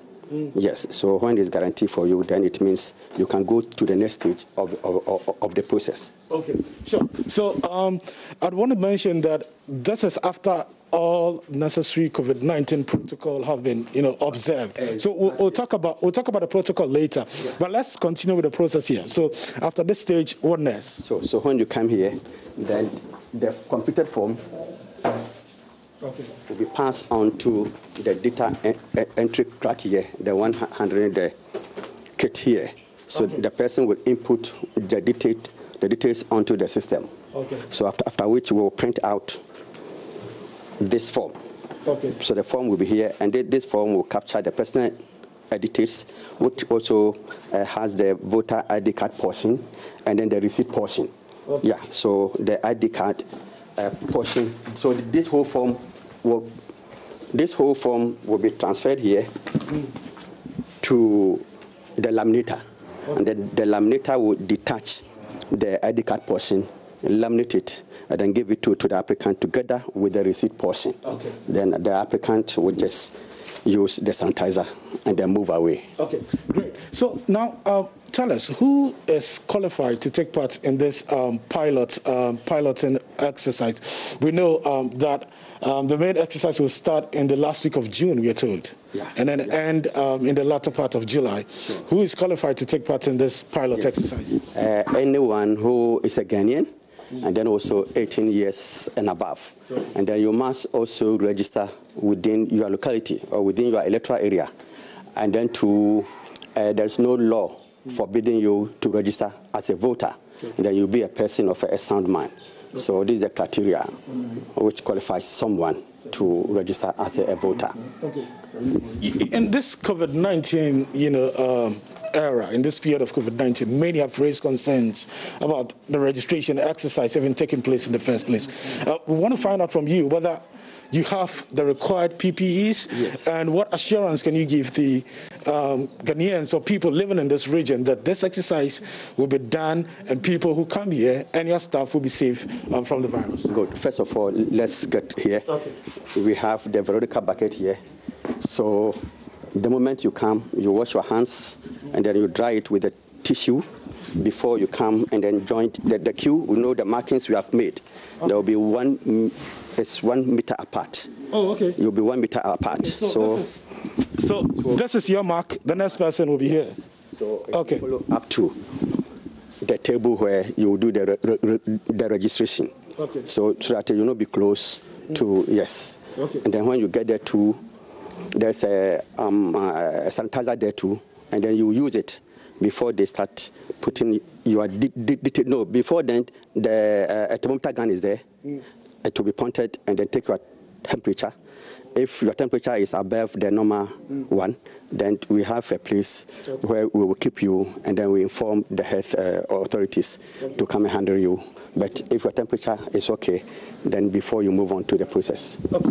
This is beautiful, social distancing, voters registration exercise. But how sure are you that these directives, when you deploy to the various polling stations where sometimes supervision will become difficult, these protocols will be adhered to?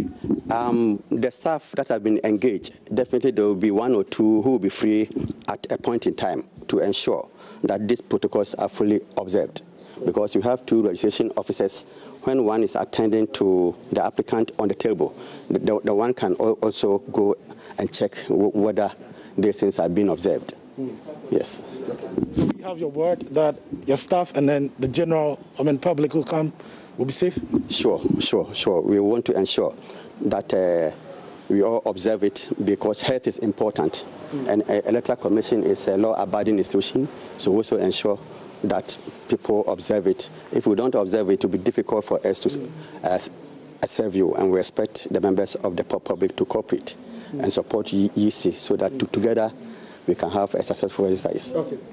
Finally, what is the purpose of the pilot exercise? What opportunity does it give? The piloting is for us to test the equipment we are going to use, and then also the readiness of the official that we have trained.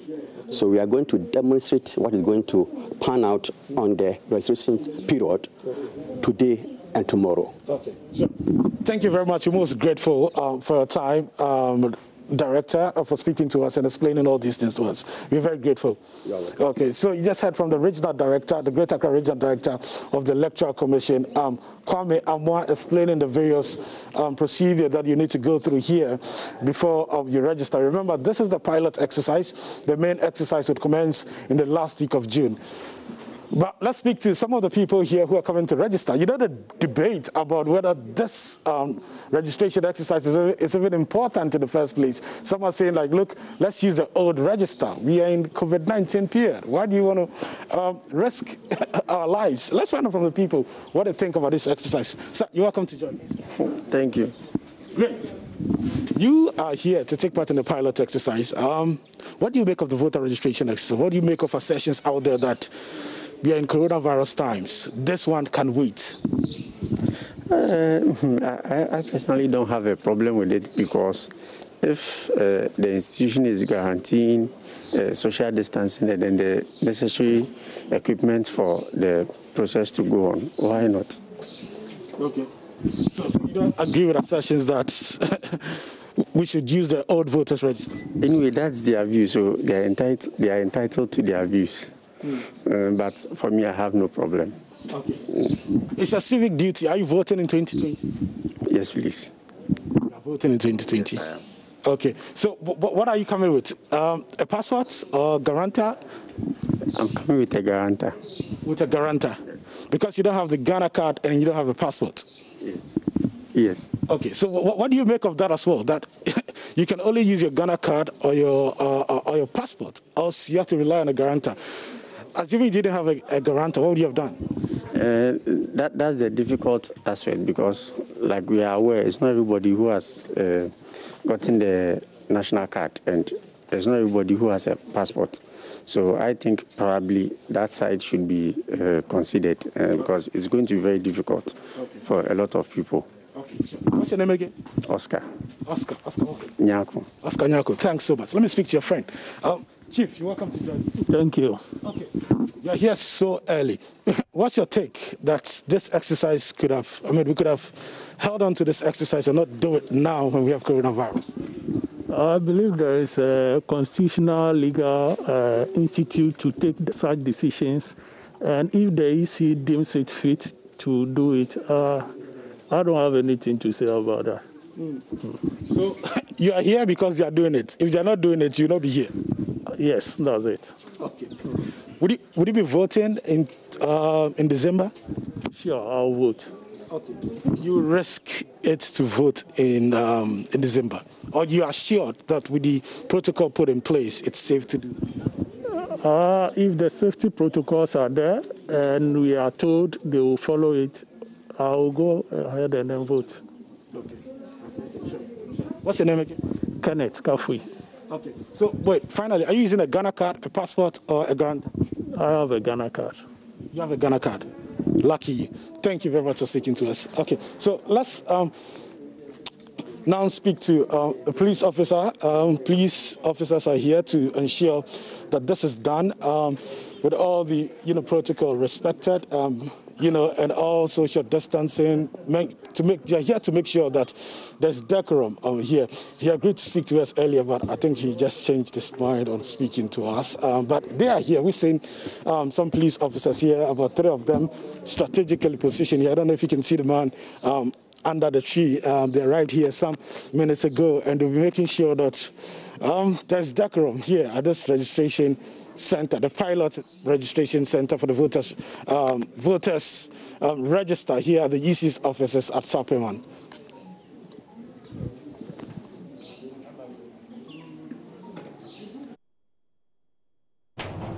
Well, Maxwell, it looks like a very interesting occurrence there. But the people there, were they invited, or are they people who just randomly walked into the Electoral Commission headquarters?